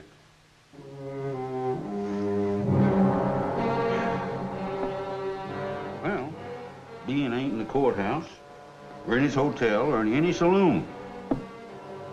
You reckon he's spooked? He ain't got no place to run to, boss. Where could he go? Well, get your guns. We'll find it. Let's go. Oh. Hold on a minute. Evening, Herb. Evening, Mr. Clinton. Me and the boys are in town to do you a big favor, Sonny. Can't tell you what it is just yet. Ike is mighty sick, Mr. Clinton. Sick? What's wrong with him? Dr. Goodfellow doesn't know. But Ike would like to see you. Well, where's he at? Cosmopolitan Hotel. Well, I'll have to go now. You fellas just sit a while. I won't be long.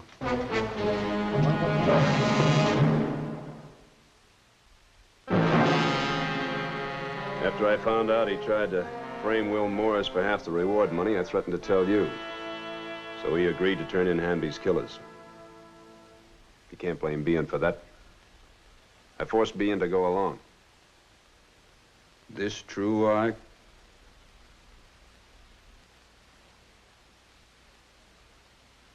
You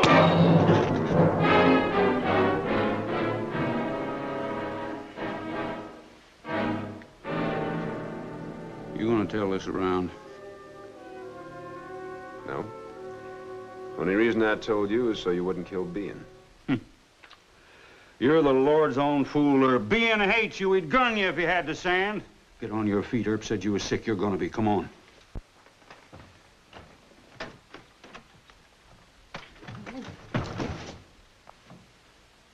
If you wasn't a Johnny Law, Sonny, I'd thank you real kindly.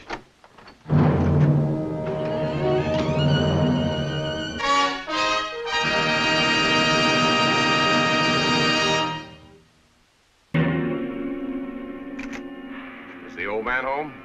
Yep, he's in the house. I'm Dodie Jones from Tucson. All right, you've been here before. Go on in.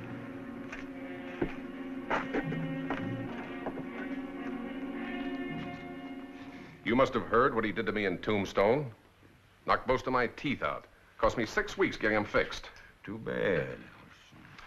However, this is more than a personal matter.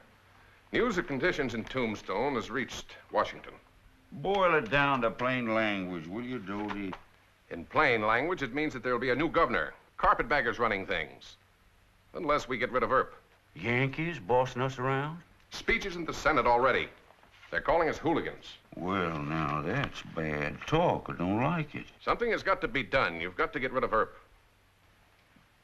Killed? Well... There's no other solution, Mr. Clanton. Earp has stirred up the Wells Fargo Safety Committee and Clum's paper. You've got to get rid of him. Shut up. I'm studying this. Tombstone. Oh, that's no good. With all your men? I wouldn't take my boys into town for this. All them tombstoners fighting behind adobe walls. I hadn't thought of them. Yeah. Earp was honest, and he's brave. Can't buy him, he can't scare him. Yeah, too bad. He'd have to be killed, all right. How? When? That's my business. It ain't a job I relish exactly. I don't talk no more about it. But when Marshal Earp became an intolerable menace to the Clantons and the 10% ring in Tucson, the time had finally come to kill him. Wyatt, this comes straight from our undercover man at Charleston. They heard a drunk talking? That's right. Old man Clanton's rounding up all his top guns. There's a powwow at his ranch tonight. Could be just a rustling raid. No, to get you. Clanton has too much sense to ride in here for a turkey shoot. We can raise lots of guns, Mr. Thacker. Well, if we have time. We'll need all the men Wells Fargo can send. This could be the showdown, Wyatt. Mr. Thacker, I string along with Doc. Old man Clanton isn't going to bring his men into Tombstone. But he's promised the Tucson crowd he'll kill you. Doc? At your service, Deacon? You circulate among your hoodlum friends, see if you can find one of them that'll tell us what this is all about. Mr. Gibbs? Yes, sir. Take a tour of the saloon, see if you can find any Clanton men in town. Right, sir.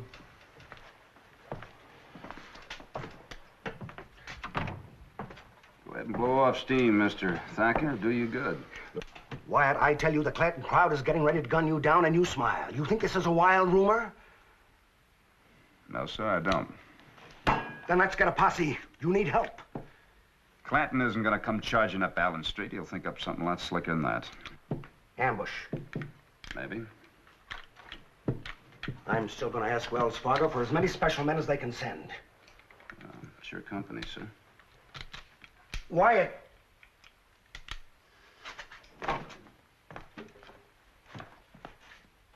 I'm trying to save your life. Thank you, sir.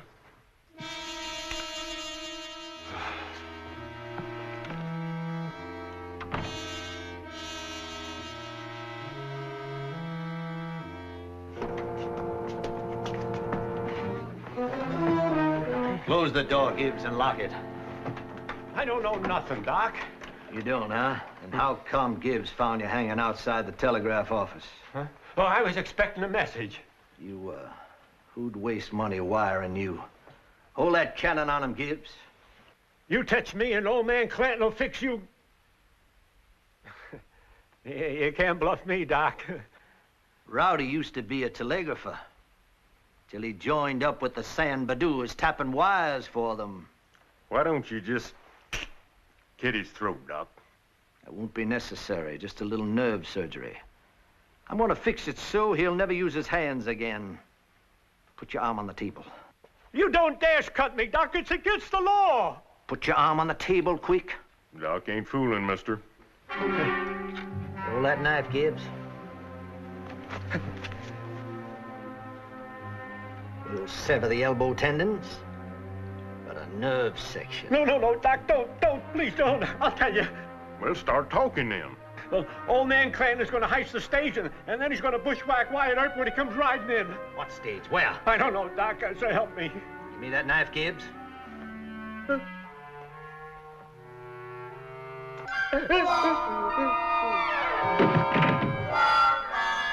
He fainted, and I only pinched him a little. You reckon he was telling the truth? Well, I reckon he's too scared to lie. You know, Gibbs, a lot of my hoodlum acquaintances think that I'm a surgeon as well as being a dentist. It's a wonder he didn't die of fright. We'd better get out of here. Ain't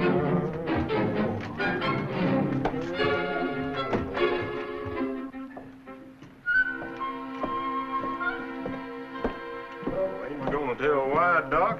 Not yet. When Clanton sets up a bushwhack like this, it calls for some accurate killing. I'm sending for Morgan Earp and some good guns.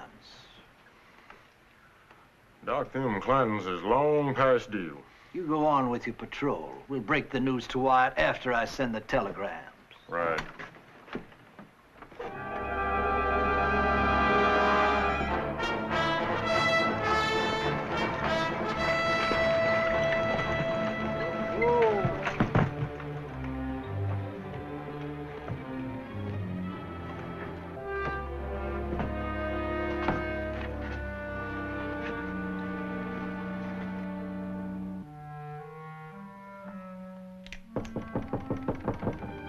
Who is it?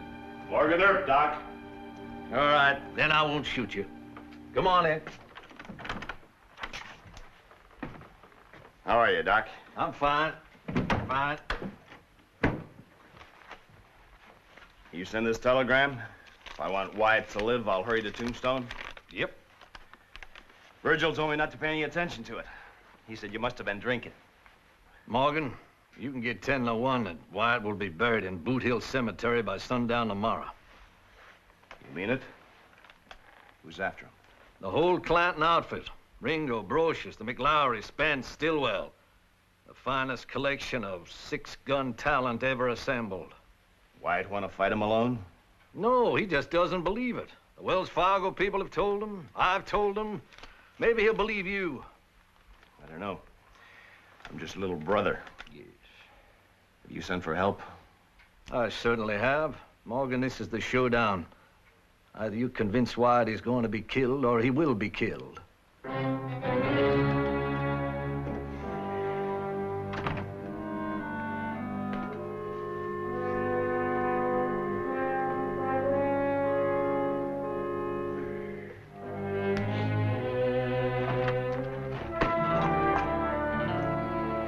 Oh, no. Hi, big brother. You're kind of traveling fast company, aren't you? I can shoot. Doc send for you? You can tell him, Morgan. He says there's bad trouble here, Wyatt. Well, now, Doctor, Holiday just could be wrong, you know. Anyway, welcome to Tombstone. It's good to see you. I'll get washed up and we'll grab a bite of supper, huh? Doc doesn't spread false alarms. How's your trip? Pretty fair?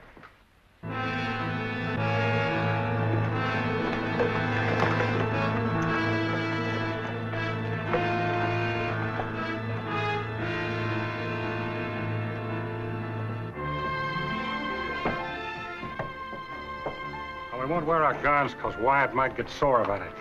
This is the place we meet Doc Holliday.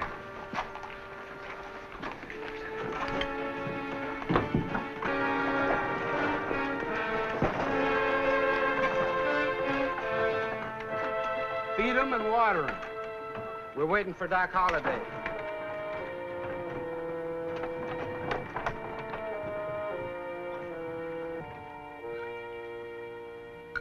Wyatt? Yeah? Where are you supposed to be dry gulched? Skeleton Canyon, Doc says. Wells Fargo stage is to be robbed there. Their agent wants to call out the cavalry. What's so funny about that? I'd look awful funny, wouldn't I? Taking men into Skeleton Canyon, nothing happened. What if it does? I'd still look awful funny.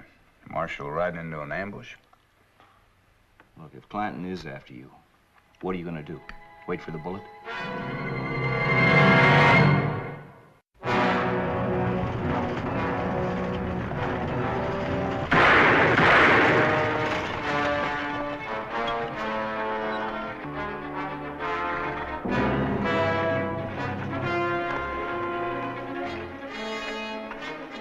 Sit down. All right, get out.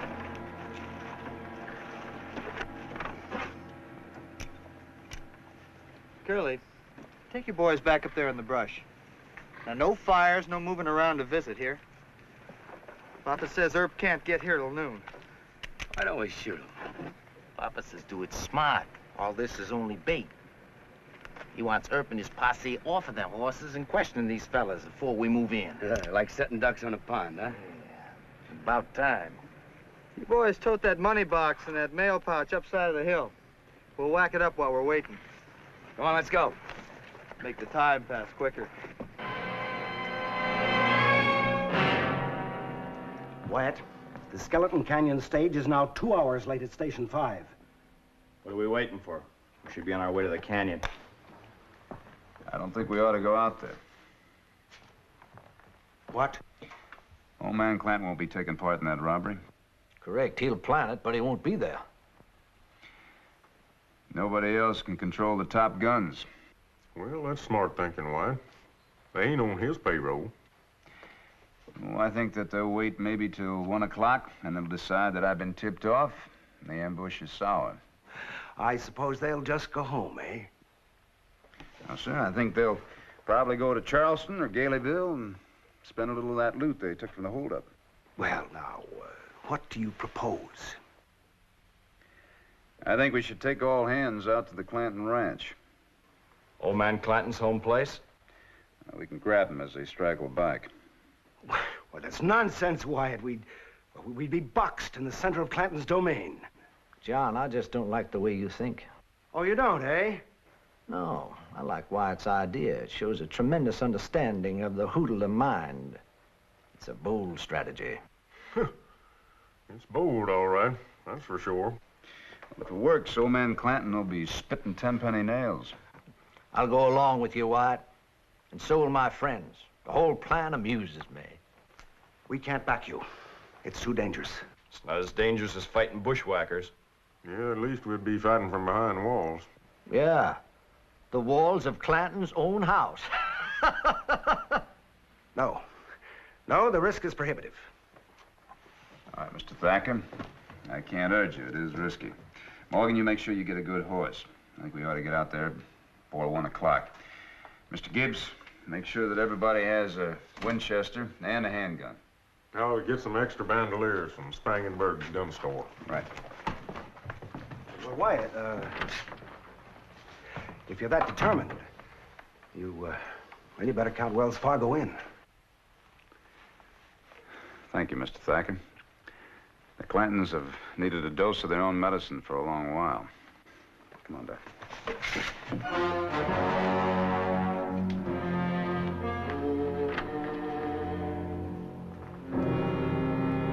Yes, sir, it's a dandy.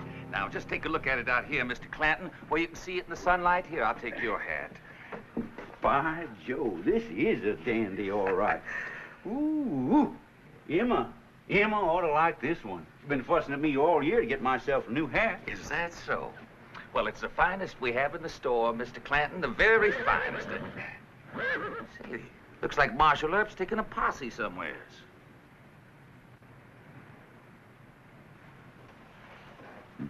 They're just wasting tax money again. Oh, not this time, Mr. Clanton. You see, there was a stage hold-up in Skeleton Canyon this morning. Wells Fargo. Oh, you don't say. Oh, yes, sir. But Marshal Earp will catch 'em all right. Yes, sir, I just can't get over it. That's the best-looking hat I ever did see. Looks just fine, Mr. Clanton. Just fine. Well, I'll take it. How much? See, that's funny. They're going the wrong way.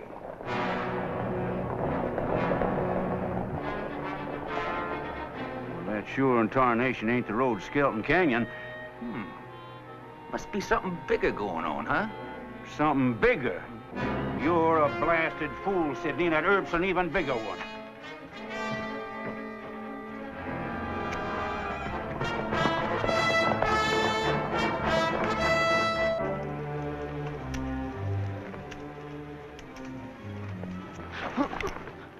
Oh, you.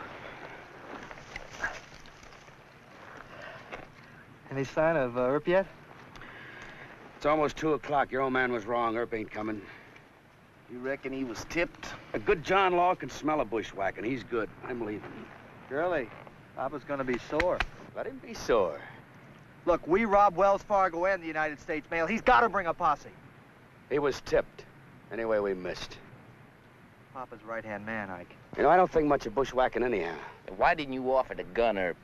You know why. He wears a U.S. star. You're scared, Earp. You disobeying Papa's orders, Curly? I'll do anything he says it's sensible. It ain't sensible waiting out here in the brush forever. I'm going to Galeyville. Any of you boys want to keep me company? No, no. Eddie, you just try it. I'll go with you, Curly. Bushwhacked by Earp.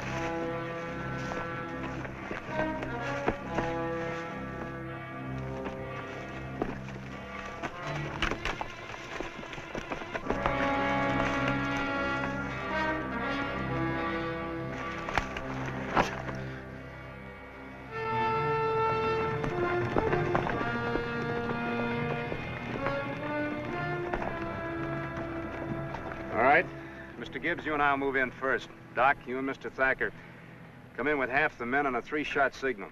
Morgan? Brother? You wait here 5 minutes. Make sure that nobody comes in on the North Trail. Then you take the rest of the men and move in and join us. Wyatt, we could be outnumbered awfully fast. You still asking us not to shoot to kill? No. My plan doesn't work out and we're jumped by too many Clantons. Every man will have to decide for himself what has to be done. Fair enough. Let's go.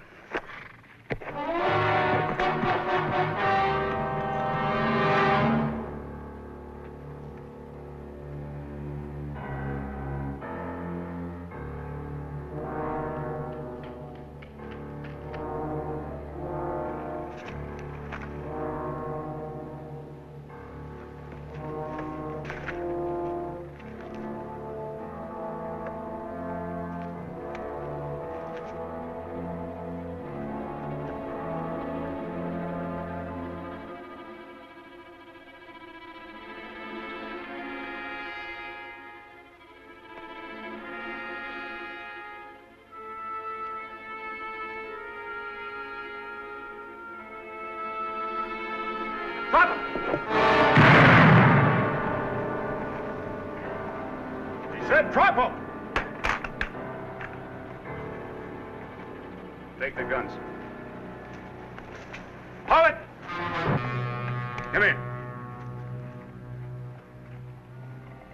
We Anybody else here? Not right now. We'll find out. Watch it.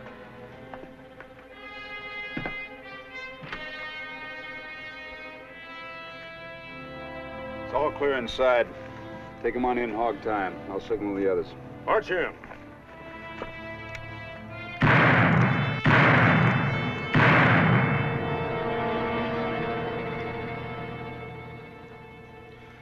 All right, now, Mr. Thacker, you and your men take the bunkhouse. Doc, you and your gunfighters, you hold the main barn over here. I think you can make it fairly tight with hay bales. Right. The rest of us will try to hold the main house. That'll give us 3 sides to a square, and I want all the horses out of sight. I'm hoping that the old man will come in with a small party. Don't think you'll surrender, huh? No, he'll fight. Now, my big hope is that the rest of the outfit will straggle in. We'll take them group by group. Too many windows for a fight, Wyatt. We can gun them down in 5 minutes. It may not be that easy, Morg. If it gets too hot, there's a bell here over by the cook shack. I'll shoot at that, and that'll let you know that we're retreating to the bunkhouse over here. Last stand at the Alamo. Don't even count on seeing us. I can't run, and Wyatt won't. Dust cloud from the north. You better take your station. Let's go. Lock that door. You men take those windows, Morgan.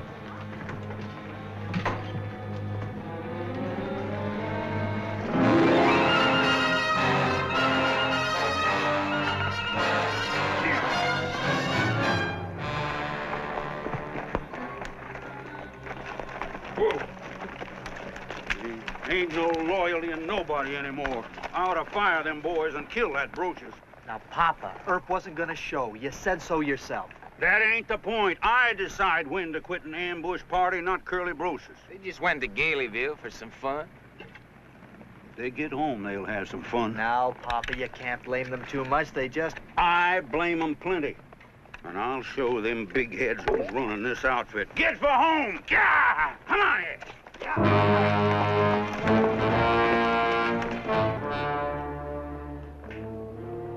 Here they come. Bill, Mace, feed and water the horses. Boys, I want you to know, I appreciate loyalty. I'm gonna find every man would run off $100 and whack it up amongst you men. Good, Papa. Hey, where are them guards? Mr. Clanton, you and your men are under arrest. Earp, by Joe, steps out of my own house and says I'm under arrest. Look out, boys! Take cover, boys!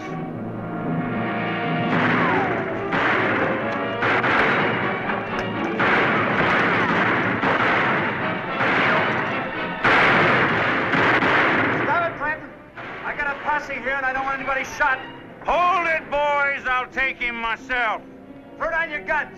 You no good Yankee.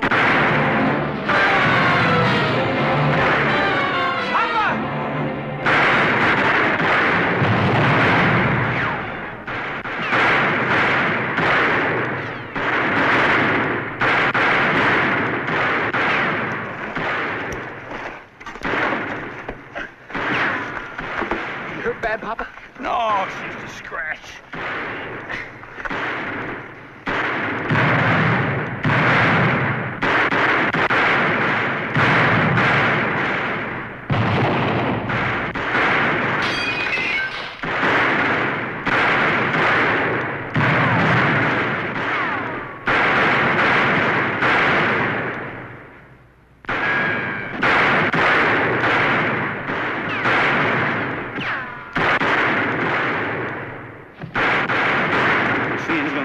Killed.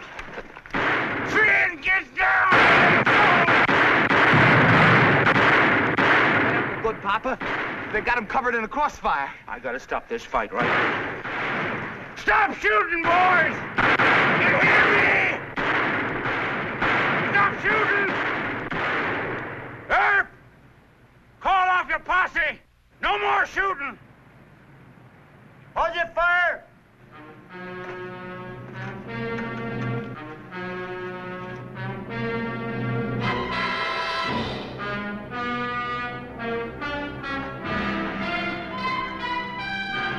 Pick up the guns.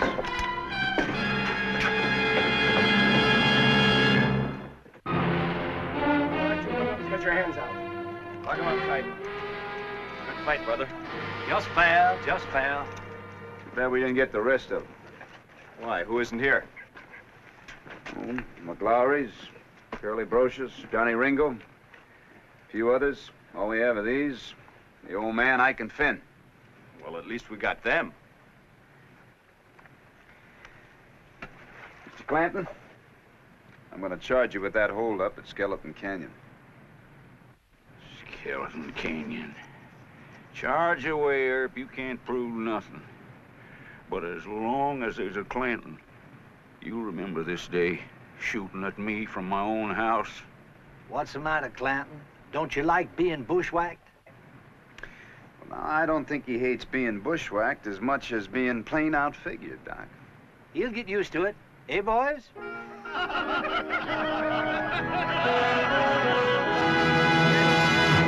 Well, he cleaned up the country, the old Wild West country. He made law and order prevail.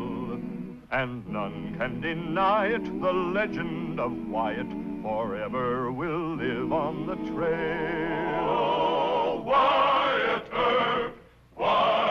Earp, brave, courageous, and bold.